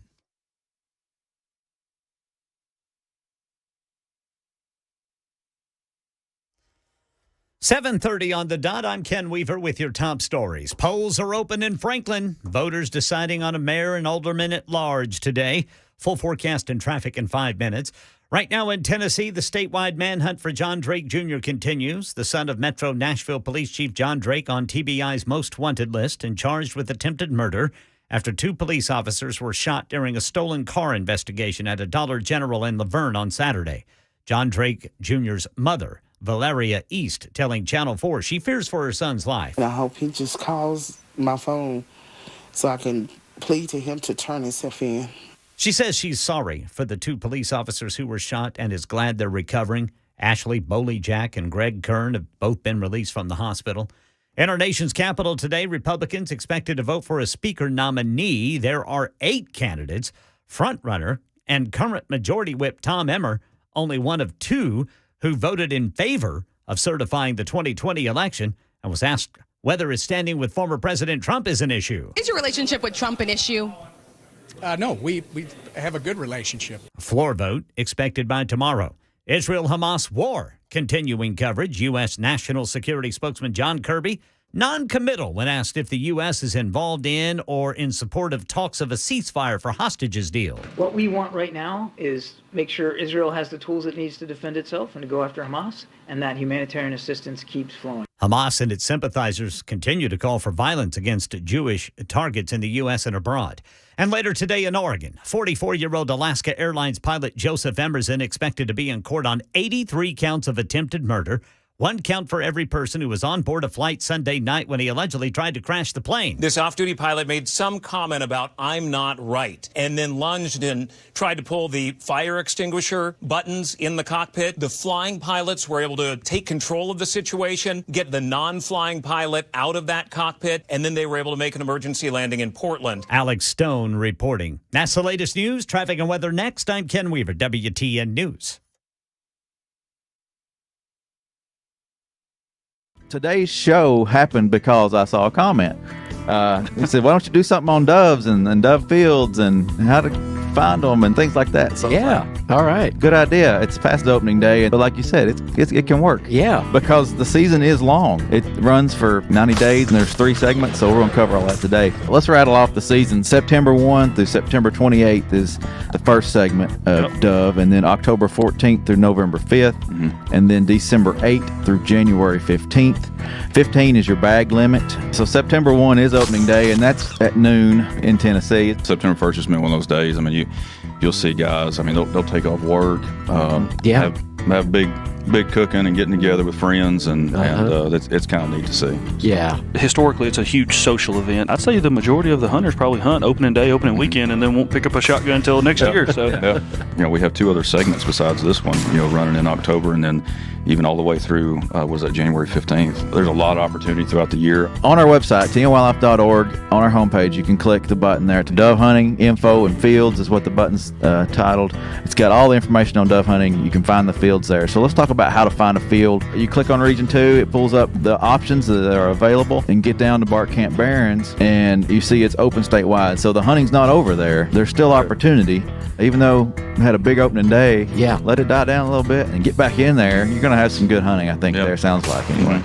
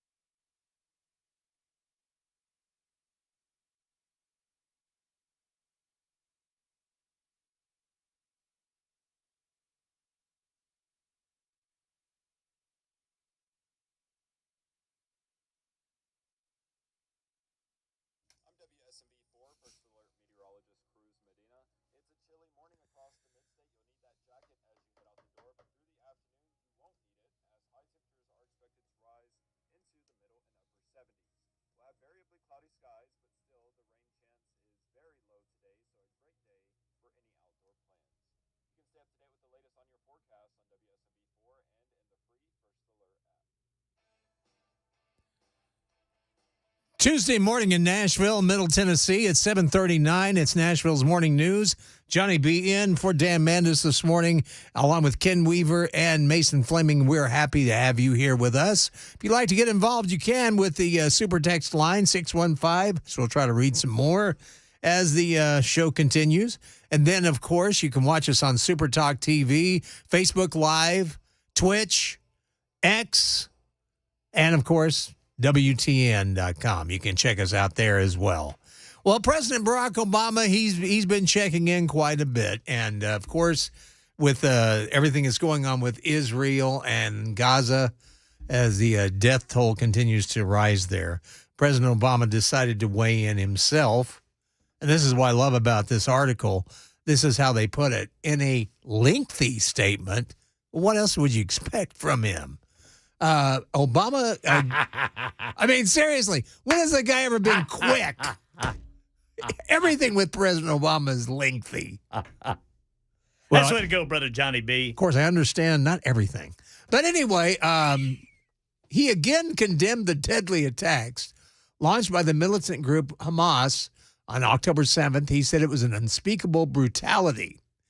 While he maintained, now see, this is the thing. They're all doing this. While they maintain that Israel has a right to defend itself against the attacks, Obama reiterated the need to abide by, quote unquote, international law. Now, here's my question. Did Hamas, did they go by international law? No. Why are they preaching to Israel? This is what's concerning me about the left right now. And they all start out with the same talking point. It's always the same. Well, Israel has a right to defend itself, but they need to go by international law. But as I continue, this is what the great one said, and I use that phrase very facetiously. Obama says, even as we support Israel, we should also be clear that how Israel prosecutes this fight against Hamas matters. In particular, it matters, as President Biden has repeatedly emphasized, because I told him so, that Israel's military strategy abides by international law, including those laws that seek to avoid to every extent possible the death or suffering of civilian populations, according to Obama. Well, this is the thing about war, and it's sad. I hate we even have war, but we do. But yeah, anytime there's any kind of military presence like this, civilians are at risk. It's sad, but it's just the truth.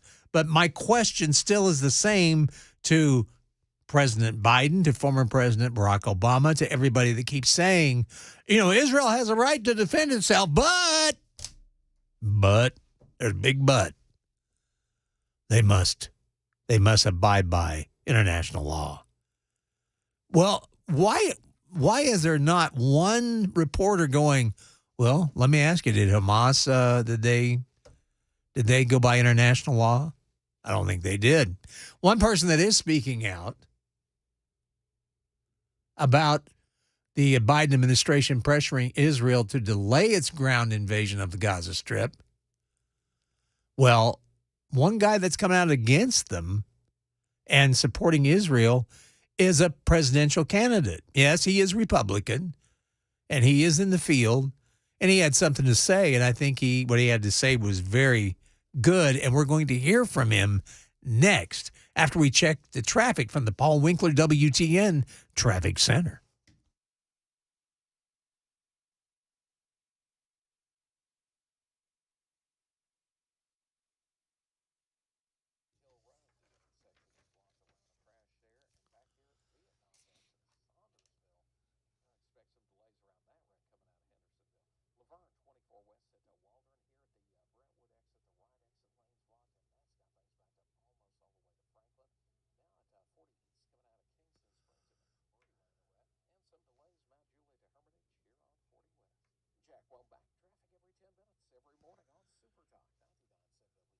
Thank you, Mr. Womack. Looks like we're going to be partly cloudy today with a high of 78. It's cloudy right now, 60 degrees on Nashville's Music Row, where you find Super Talk 99.7 WTN. Well, of course, the Biden administration is reportedly pressuring Israel to delay its ground invasion of the Gaza Strip, and they're hoping to buy time for hostage negotiations with Hamas terrorists, probably to pay them off, to get them out. And they wanted to allow more humanitarian aid to reach Palestinian citizens, according to the New York Times. Well, there's somebody that's weighed in on this. He was on Eric Bolling's The Balance, and it's Ron DeSantis. And Ron DeSantis was asked if he thinks that we're putting too many restrictions on Israel and what would be the best plan of action. But Mr. DeSantis, are they putting too many restrictions on Israel? I do. I think behind the scenes, I think they're putting a lot of pressure on Israel to not do what they need to do to eliminate Hamas. And I think part of that is just the Democratic Party. You know, you see the fissures with their left wing really siding more against Israel now, and that wasn't necessarily the case as much 20, 30 years ago. It used to be a pretty uniform thing for both parties, but I think their party's really struggling with it. So I think publicly saying Israel can defend itself, but I think privately they are trying to hold it up. And, you know, the problem with that, Eric, is when you have somebody on your border that wants to massacre your citizens, end your country, and drive all the Jews into the sea, you can't just do a glancing blow, because then they're going to recover and then they're going to do it again. You've really got to just eliminate the problem. And that doesn't require the United States to have like our troops involved. Israel's got a military. They're strong. They'll be able to do it. But it does require that we step up and in both word and deed support their right to defend themselves, because this isn't just some random skirmish. I mean, they're fighting for their existence against people that would like to see a second Holocaust. Well, that's the truth. Tell me where he's wrong. Because that's what's happening over there. That's what Iran wants. I mean, Israel is basically surrounded by people that want to destroy them, that want them off the planet. That's what they've got. And you're going to sit there and tell them, now, I understand what Hamas did to you was really bad, but, and you have the right to defend yourself. You really do. You have the right, but you got to stick with international law. Well, once again, did Hamas? I don't think they did. I don't think Hamas followed any laws. All they did was come in and massacre. And now you've got an administration that's basically holding them up.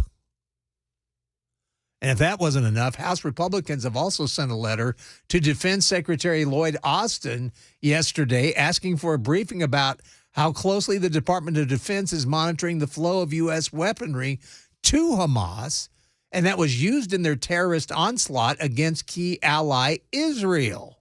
That's according to the Washington Examiner. The letter was authored by the House Oversight Committee Chair James Comer, Republican out of Kentucky, and Representative Marjorie Taylor Greene, a Republican, of course, out of Georgia.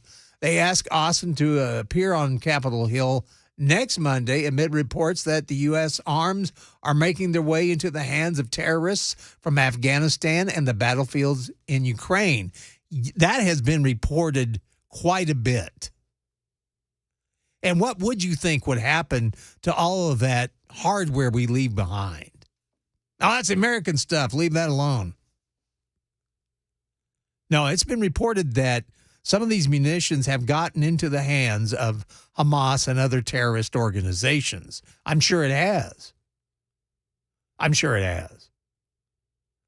There's no doubt. But the House GOP wants to find out if they are keeping track, and they should. Israel Defense Forces posted a photo of an M16 on October 5th, 2 days before the terrorist attack, that a Hamas terrorist was using to shoot an IDF personnel before IDF neutralized them. Further, a Ukraine defense official said weeks ago that Russia was supplying Hamas with U.S. trophy weapons, confiscated from battles with Ukrainian forces as a way to discredit Ukraine in the eyes of its Western allies. And not only that, but I understand that our own weaponry, that we are in a shortage, that we did not prepare for this. Imagine that, this administration not preparing for something in advance. But it seems to be the way of life these days. Like I said, they haven't even been in full term yet, and it feels like these folks have been in power 15 years now. It is Nashville's Morning News. It is 7:50. We'll look at a few of your texts coming up on Super Text Line right here on Super Talk 99.7 WTN.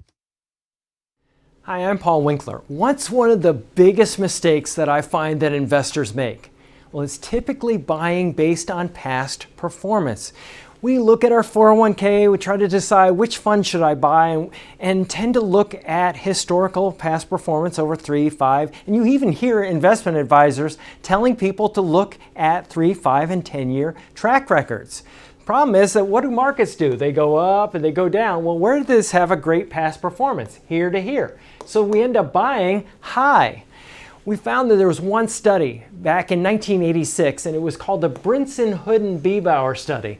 And they were looking at what drove investment returns more than anything else. And the study sort of looked like this. They said, stock selection, about 4% of investment differences were due to stock selection. About 2% was due to market timing differences. Asset mix, asset allocation, that was the big deal. Now, what they found, which was fascinating, was that when the pension plans engaged in these two activities, in one study it showed that 100% of the time, investment returns were lower and it increased risk. Not something you want when you're an investor.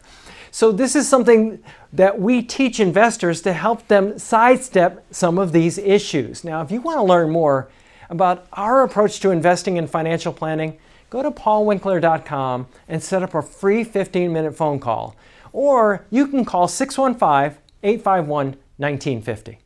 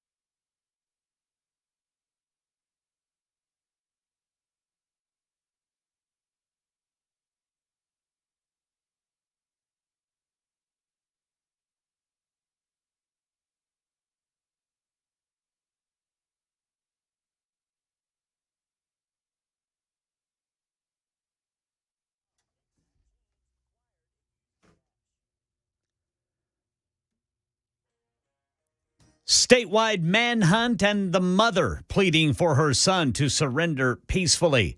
8 more Republicans hope to be speaker. Israel keeps bombing Hamas targets in Gaza while the U.S. is trying to get them to delay the ground war. These stories and more at 8 on Super Talk 99.7 WTN. Thank you much, Ken. Looking at the big super text line here on Nashville's Morning News. 7282. Ken is my man crush. Okay. All right. Do we need to know more here? I am a handsome fella. Boy, you are quite handsome. I mean, you can't look at me too long. No, you can't, especially with that beard, man. You got the prettiest beard. Yeah, you either start laughing or you fall in love. And most of the time they start laughing. I've heard both at the same time. That's usually been my, that's why my marriage has been so successful. Yeah. Because I make my wife laugh. Yeah, I was always make pretty girls laugh. That's how I landed one. Yeah, that's how I've done it, too. I make them laugh just by showing up sometimes. You mean you think you have a chance? Well, I shaved my beard and then grew it back. Dan, here's another one. 1354. Dan, you're not reporting on the biggest news story in the world today. What would that be? What am I missing? Chocolate prices going up. Oh, never mind. I'm glad I read through it. Anyway, Joe Biden has been successful at one thing. We'll tell you about that at 8:05. It is 7:57. You're listening to Nashville's Morning News. You got Ken Weaver on news coming up. You also have Mason Fleming in my place. And, of course, I'm sitting in for Dan Mandis today, hoping he gets back soon. Keep it right where you've got it. Super Talk 99.7 WTN.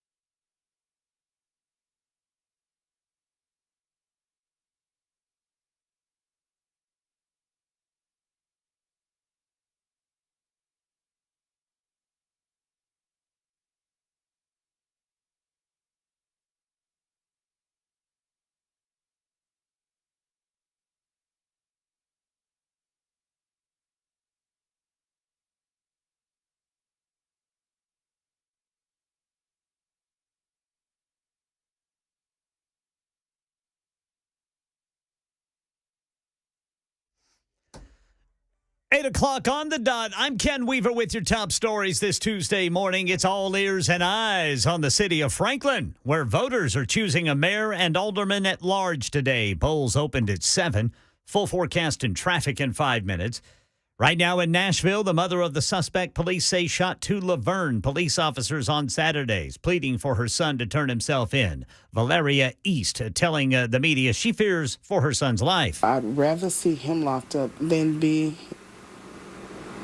that I have to bury him. John Drake Jr. is Metro Nashville Police Chief John Drake's son. Valeria says she is thankful that the officers are out of the hospital and recovering at home, and Chief Drake has the same sentiment.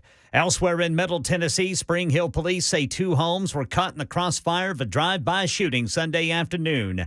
David Bill telling Channel 4 bullets came flying into the home right as they heard vehicles speeding by outside. Missed us by probably a couple of feet.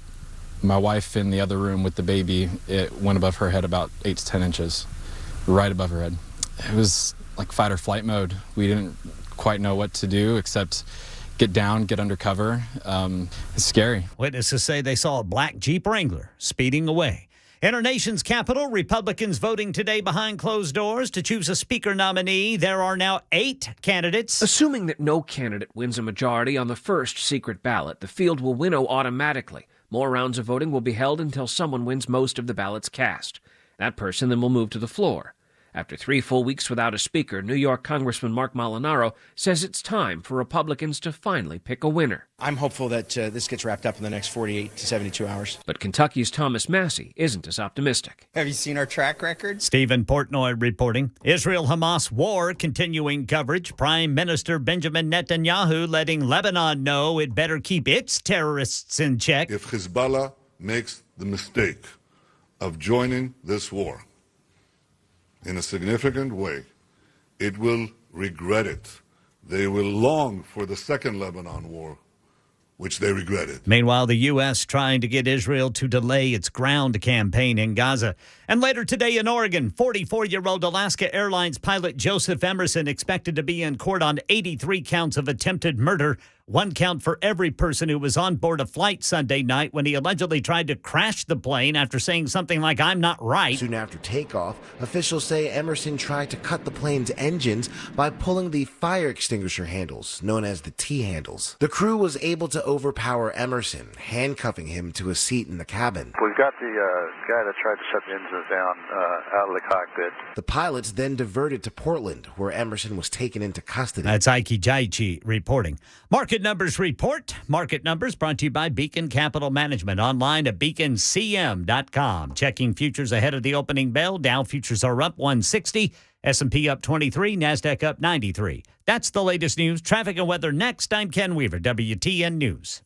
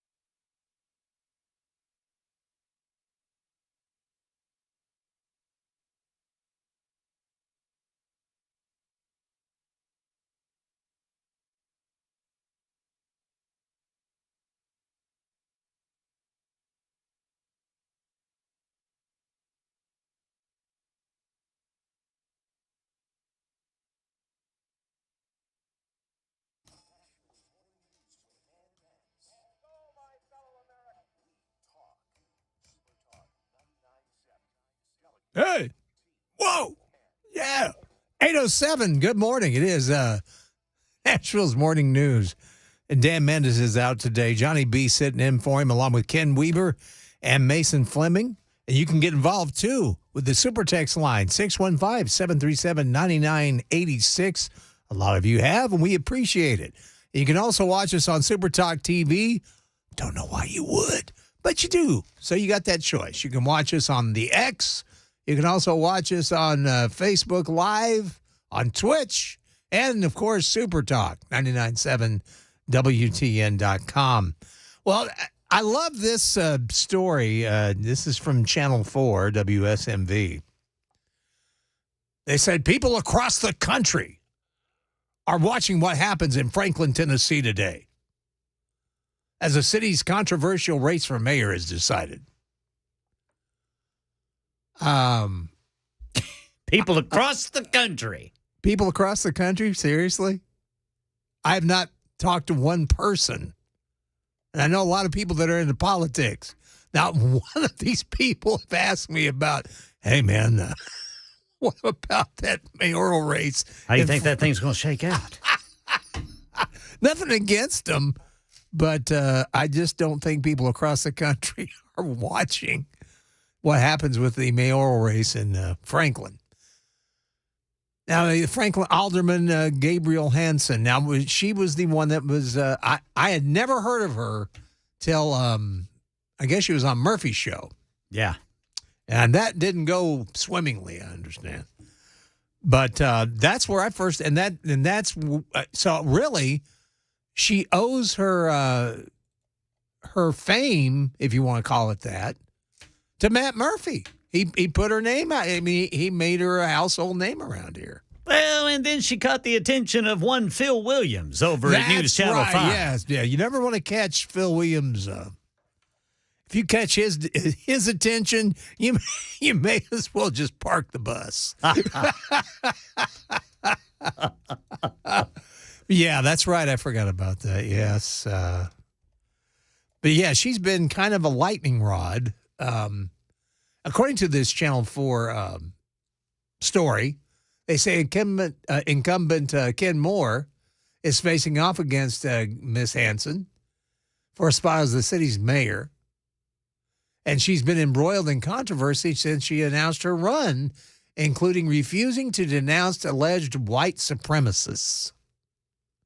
They said in October, neo-Nazis attended a candidate forum in support of Hansen, which raised the eyebrows from fellow aldermen and city residents in Franklin. And five Franklin aldermen later spoke out about Hansen, and one called on her to be censured after she told them she does not discriminate against anyone who supports her. Hansen claimed the group was there to fend off Antifa. And according to Channel 4, they said a left-wing anti-fascist group, please. Antifa is just a left-wing terrorist group, if you like. And they are domestic terrorists. They're saying Donald Trump called them that. He wasn't alone. But anyway, so that's why this mayoral race is so interesting to people, is because this woman, this Gabriel Hansen, has really, stoked up a lot of embers. So it's going to be interesting to see what happens. According to her, she's not going to announce whatever it is they want to be talking about this group of neo-Nazis. Whether I agree with what they do is in their personal life or not. Adding she knew the hate group was going to come to the forum but advised them to not make a scene. So we'll see what happens today since the whole world is watching Franklin, Tennessee today for the mayoral race. I don't think that's really the case, but we'll find out. But anyway, also this is in the news. And I would like to add to you that not everything Joe Biden has done has been a failure.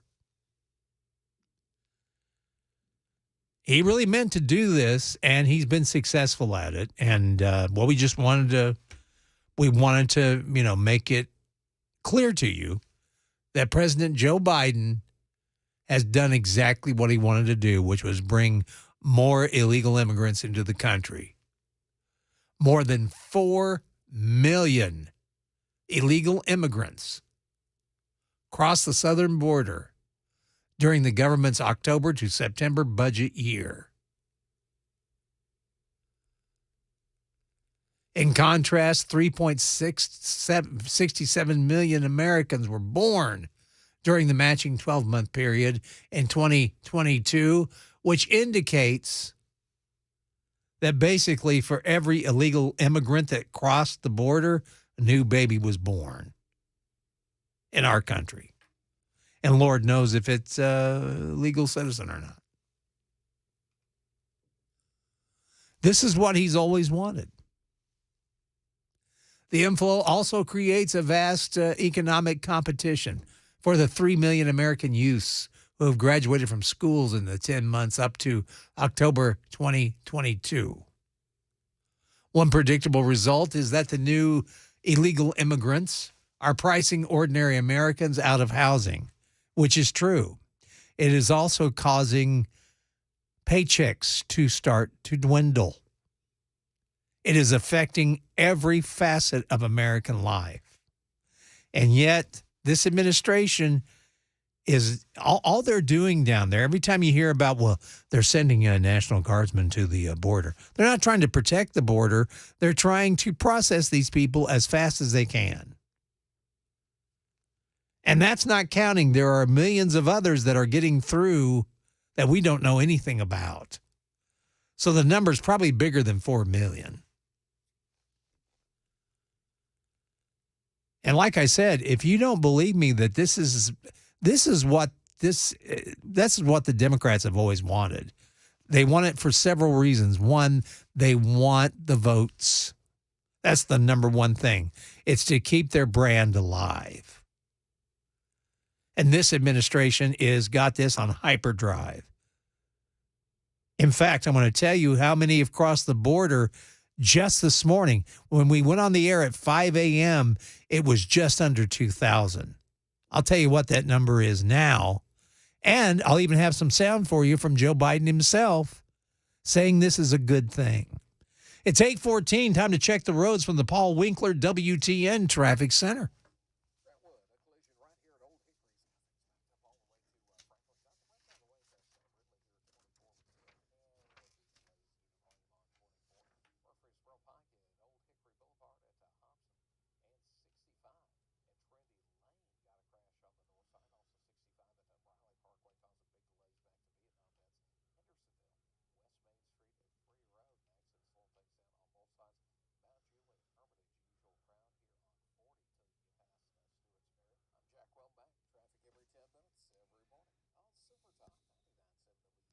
Hey, come on, folks. We can drive better than that in Nashville. Come on.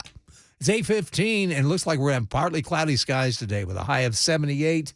Currently, we're at 60 degrees on Nashville's Music Row at the Big Super Talker, 99.7 WTN. And illegal immigration, it has been a major, major problem for a long time in this country. But during the Biden administration, it has gone on hyperdrive. This morning when we were coming on the air at 5, because I try to check this counter every day. It's on the FAIR, the FAIR. It's for common sense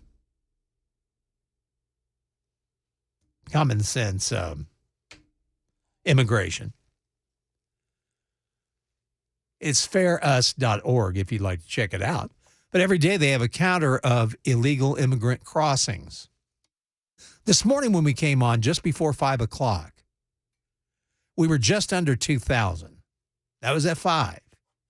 We're now at 8:16 this morning.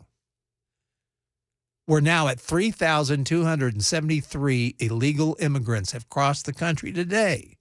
And this is a daily basis. Every time I check it, it's about the same, except I see the numbers ticking up.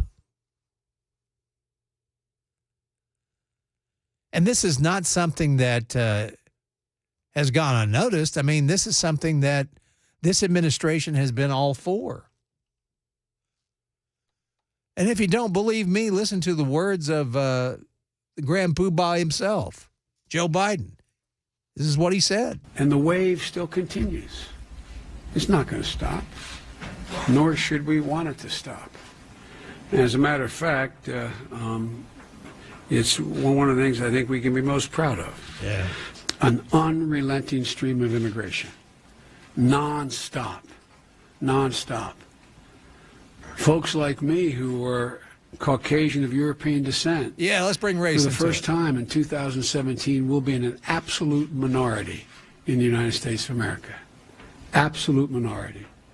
Fewer than 50% of the people in America from then and on will be white European stock. That's not a bad thing. That's a source of our strength. What an idiot. I'm sorry, but what an idiot. Number one, why bring race into it? Why? And it has nothing to do with the problem that's at hand. The problem at hand is that the world has become a far more dangerous place. And it's become even more dangerous with whom we voted in. This man and this administration, they all should be impeached. They have caused so much damage to this country. I don't even recognize it anymore. And when you have over 3,000 illegal immigrants that have crossed the border just this morning in 2 hours, and this doesn't alarm you, it should. I mean, I cannot tell you how much this just infuriates me. This is people not doing their job. That's what you were elected for, to keep Americans safe, to keep the country safe. But instead, you're opening us up all over again. I remember before September 11th happened, we happened to get a call on the Phil Valentine show from Adrian Cronauer. If the name sounds familiar, you probably watch Good Morning Vietnam. It was the actual Adrian Cronauer. He called the show. It was right at the end of the Clinton-Gore second term, just before George W. Bush. And keep in mind, Adrian Cronauer, I don't believe he was what I would call conservative. But he called our show and he called various shows. He wasn't scheduled. He just did it. And he said, what I'm trying to do is get people to not vote any of these guys in again. He said, Clinton and Gore have no idea about how to keep this country safe. He said, we're sitting ducks. We are going to be attacked. And this was before 9/11. But he predicted it. And it came true. And I'm afraid it's going to happen again with how lax this administration has been and how crazy their handling of the border has been. Because if you look at every problem we have in America, every problem we have right now, if you look at the tentacles of what goes into that problem, I'm guaranteeing you that illegal immigration will be in about 99% of them. It's a huge problem. And it's not that I don't want people from other countries living here. I do, actually. But legally, make them come in the right way. Make them appreciate it. And I'm telling you, some of the greatest Americans you'll ever meet are people that come from other countries that go through that process and become American. They're the greatest Americans you'll ever meet on this planet. But what's coming across the country right now, across the border illegally, that's not the greatest. That's not the greatest, and we're not checking it, and we are in a very dangerous position right now. And it's something we should take seriously, so seriously that next year we vote these bastards out. It's 8:21. It's Nashville's Morning News on Super Talk 99.7 WTN.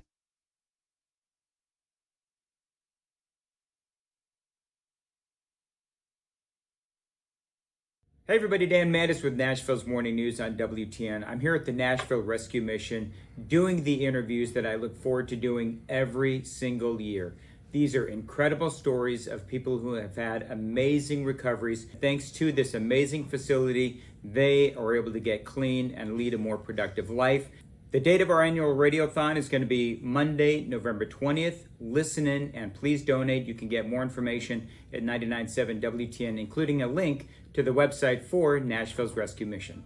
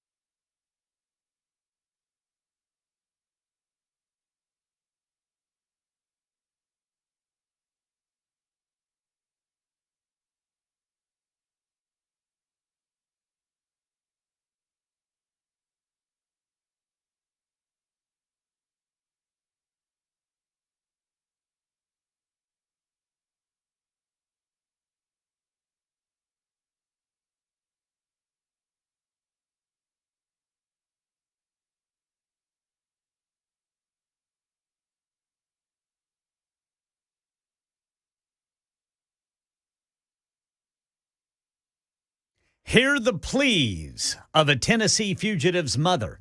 Hamas releases more hostages, using them as bargaining tools. Money news, slowing demand for high-end fashion. And orange juice shortage concerns. Uh-oh. These stories and more at 8:30 on Super Talk 99.7 WTN. Don't Say it's not so. Yeah, come on, man. Yeah. Life's tough enough. Yeah. Let's just hope vodka doesn't run out. We might not miss the orange juice so That's much. right. Hey, 8:28, we've got the gang of four amigos. I do believe, I haven't seen Chris Hand yet, but I think he's going to be here. But Brother Chris Hand is in the newsroom preparing. He is getting ready for another stellar show today, starting up at 9 a.m. And then, of course, 12 noon, it's Murphy's show. And then the drive home with Brian Wilson. And there's no other reason to go anywhere right now. Just stay with us today. We love you. You can hang around. You can also super text us, 615-737-9986. You can watch us on Super Talk TV, all that cool stuff. Gang of Four Amigos are coming up next, right after we hear from the news with Brother Ken Weaver on Super Talk 99.7 WTN.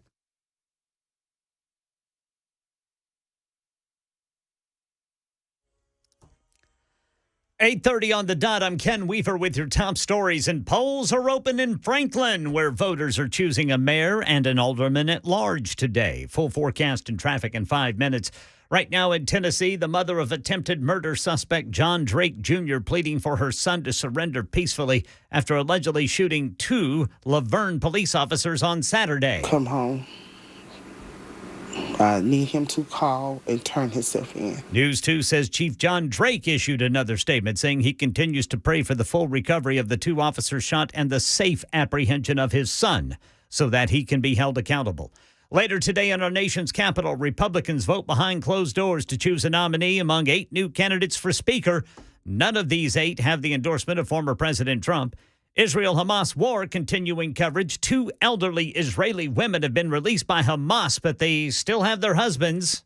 My mom is very much hoping that all the people that were with her will come back. Now, that's 220 hostages, including 9 Americans. U.S. troops in the region increasingly being targeted by Hezbollah and Houthis, as the Biden administration says Iranian fingerprints are all over them.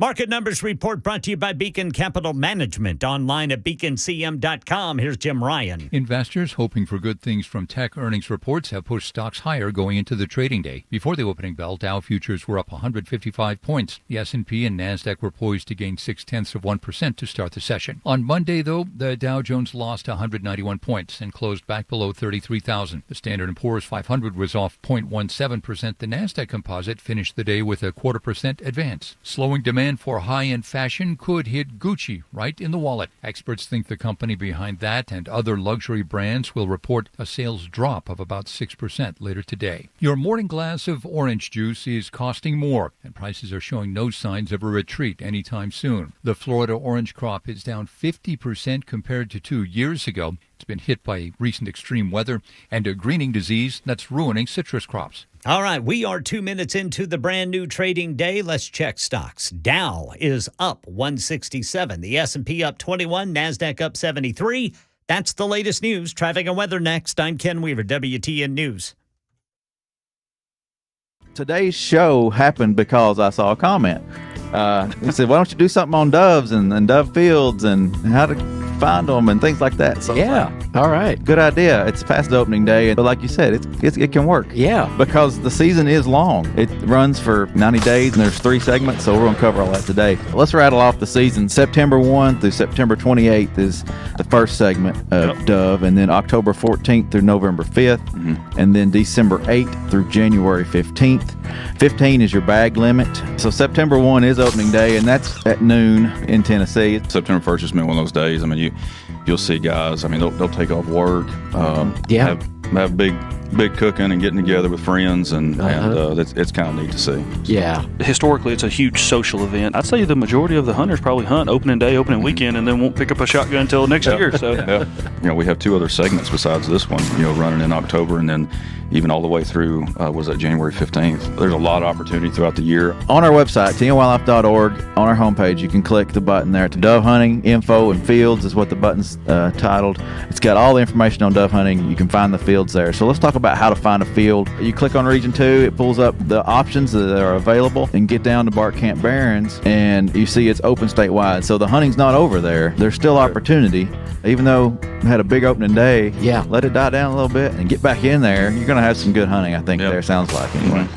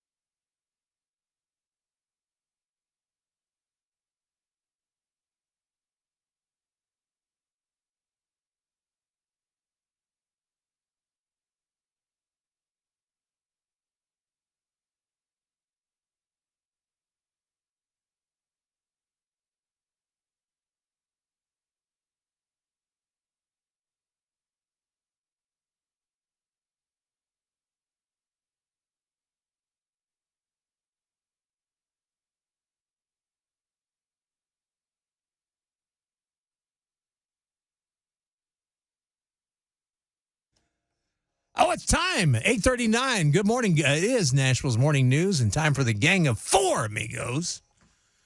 Sitting right directly in front of me, Chris Hand. Good morning, Chris. How you doing, bro? Good morning. How are you? You've been on fire this morning, JB. Really? I've been loving it. Well, thank you, man. I gotta stoke up something before the big show comes on. Oh, dude, you sound so good. Well, thank you. Here.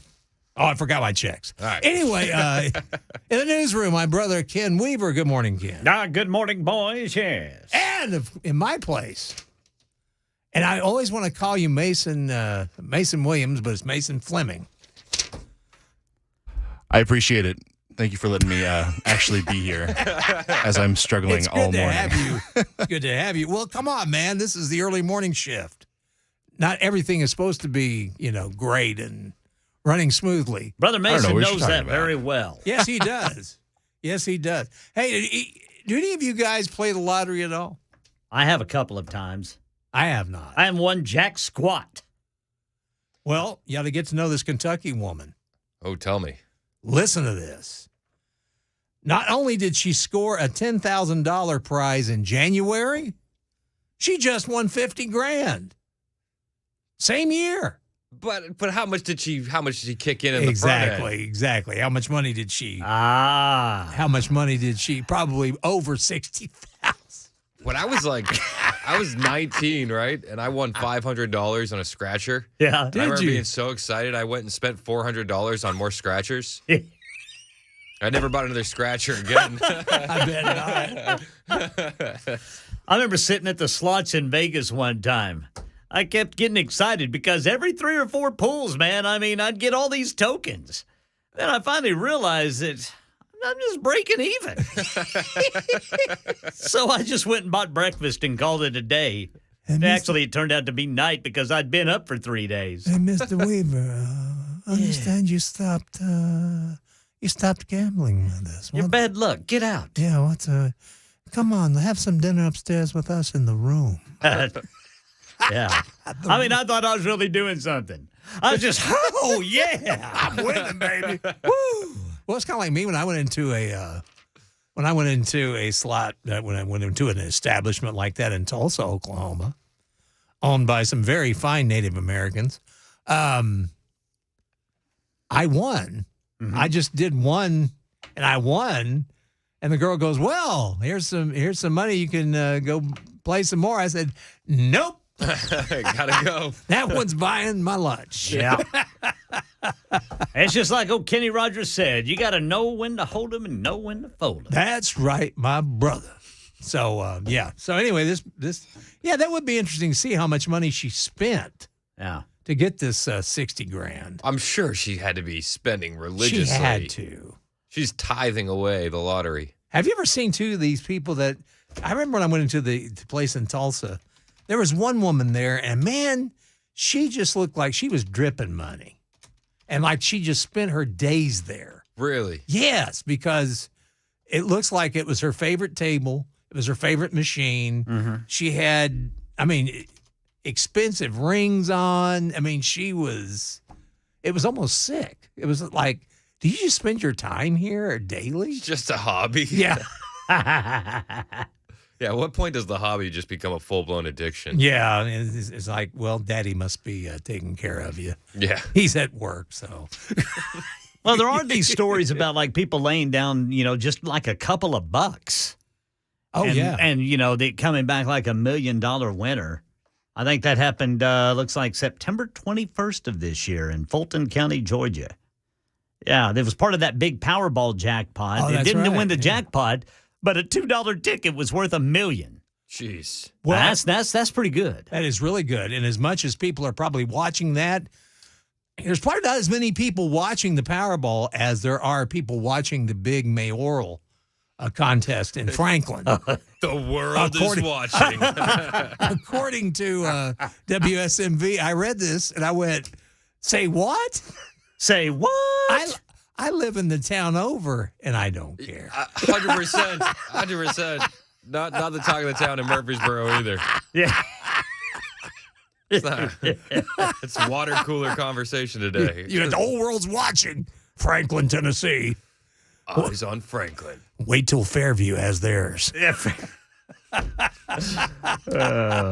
think I cared about the yard sale over in Watertown more than I cared about this. At the moment. I think I agree with you. I heard it was a banger of a yard sale. That might be some vinyl over there. Let's pick up some vinyl. Did Brian Wilson? Absolutely. Did Brian Wilson stay home that day? I think you ended up walking around for a little bit, but okay. he didn't set up anything or Okay. go crazy. No, I wouldn't play. I wouldn't do it. Big star like that, I would not. Getting stopped on every corner. Yeah, well, you would, you know. I gotta ask you boys something.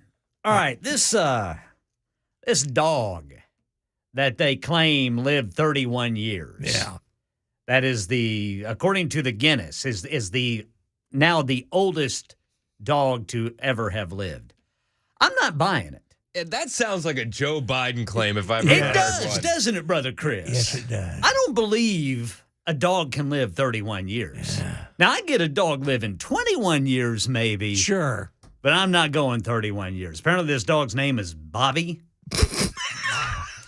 And I don't know why I find that. Some sort of Portuguese breed. Uh-huh.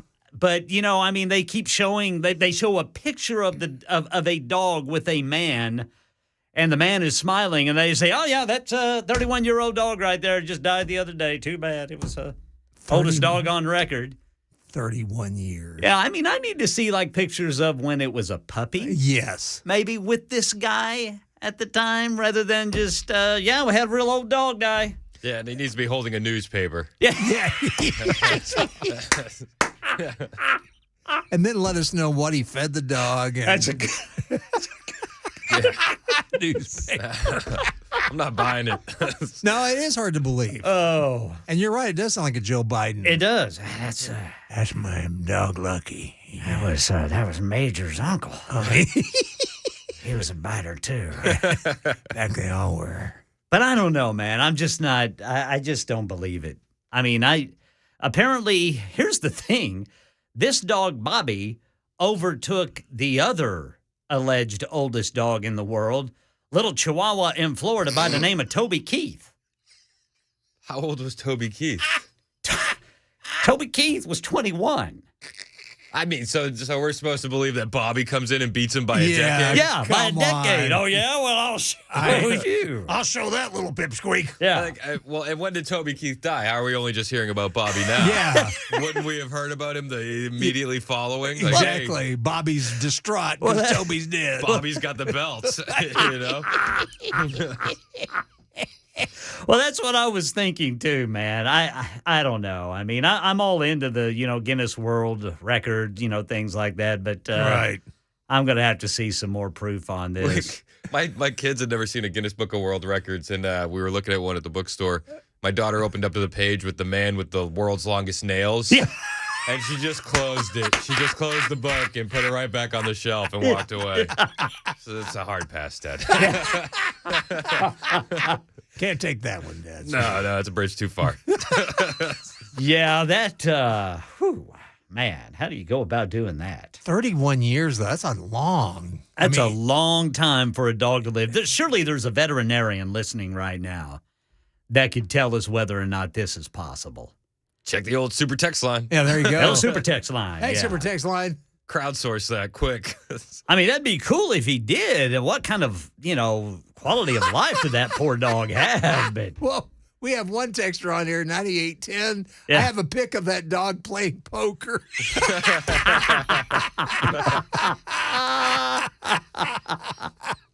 oh, shoot. 2889 said their mother-in-law had a Yorkie that was 27 years old when she died. Wow. Yeah, those little dogs live a long. My aunt had a 27. Yeah, I think my aunt's dog was about that age. It was a little.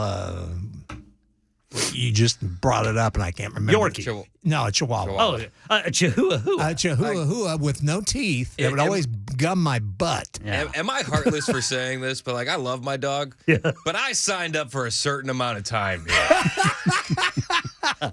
If we start getting into 2 decades plus, I'm gonna, guys. All bets are off. This is not what we discussed. Well, I tell you what, Brother Chris, the Weaver household is going through something like that. I'll tell you this. My daughter, will never buy a guinea pig ever again. Well, this is why like people don't get parrots, because you end up having to leave them down in your will. Yes. And parrots can live a long Yes, they time, can. man. In fact, there's a place, so because some people lose their parrots, they fly off. Yes. There's a place, I think, in eastern Tennessee where it's like a sanctuary for those birds. They'll fly to this area. Really? Yeah. It's weirdest because my mother-in-law had one. And, of course, it was at a time when she probably shouldn't. She was starting to have Joe Biden problems. Yeah. And she forgot to close the cage, and it was outside, and the bird flew off. But they said that, that's probably where it went, was this. I'd love to see the sanctuary. That'd be pretty cool. That'd be very cool. Yeah, shows how dull my life is. I want to go to a bird sanctuary. Well, I'm picturing a Tiger King-esque bird sanctuary. Yeah, me too. Oswald Cobblepot running the joint, you know? Either that or a bunch of expletives flying around. Only it's birds repeating their owners. Yeah, my aunt. I had another aunt that had a bird, and she had a preacher come by the house, and this bird apparently would yell out the SH word on occasion, and of course happened to pick when the preacher was there for dinner. Oh no! Oh no! Oh goodness! Super text line is saying that's Parrot Mountain in Seaverville. Oh, okay, that's it. That's interesting. Yeah, I would love to go there sometime. Be honest. No, you better. 0166 texted in about the dog that lived to 31. Said the dog never had a mother-in-law. Apparently. One thing about Parrotville, you better wear a big hat. It's the luckiest you place walking in the around world. underneath there, man. It's the luckiest place ever. Big old raincoat or something. Take that. All those years in a cage. Watch this, human. Parrotsville, Tennessee. There it is. Somebody said Winston Churchill's parrot is still living, 123 to 124 years old. Really? That's according to a super texter. That's right. A parrot? A parrot. Winston Churchill's parrot. Apparently. Apparently. That's good. And Joe Biden taught it to talk. Yeah, he's got a little budgie named Corn Pop. I'd be willing to bet Winston Churchill's parrot at 123 is a little bit sharper than old Joe. I would bet. They probably do a better job of running the country. Would you say? Yeah, just repeat what Winston said. It will probably be in a better shape. Well, it's come time for me to ask this, but what's coming up on the Chris Hand Show today? On the Chris Hand Show today. Yes, sir. Let me get my notes. Yeah, I'm sorry. Mac Morey's back from the Wu flu, so we're going to harass him. That's going to be fun. Biden, he usually gets lost on his way off stage. He got lost on his way to the stage today. We're going to cover that. Awesome. Plus Trump in New Hampshire and World War III. Yep. Good old World War III. Yep. Just World War III things. It's just awful. It's just a happy world. Well, we look forward to it. We're going to laugh. We're going to cry. We're going to have a good time. We're going to have all of that, man. It's going to be a roller coaster of emotion on the Chris Hand Show. Well, I'll be listening. Thank you. I can't wait. Well, me either, my friend. And thanks for joining us this morning. And we'll be here again tomorrow morning until Dan returns. And our prayers and thoughts go out with Dan and his family. And, yes. You're in our hearts, brother. Anyway, stay tuned for the Chris Hand Show coming up next on the Big Super Talker, 99.7 WTN. Hi, I'm Paul Winkler. What's one of the biggest mistakes that I find that investors make? Well, it's typically buying based on past performance. We look at our 401k, we try to decide which fund should I buy, and tend to look at historical past performance over 3, 5, and you even hear investment advisors telling people to look at 3, 5, and 10-year track records.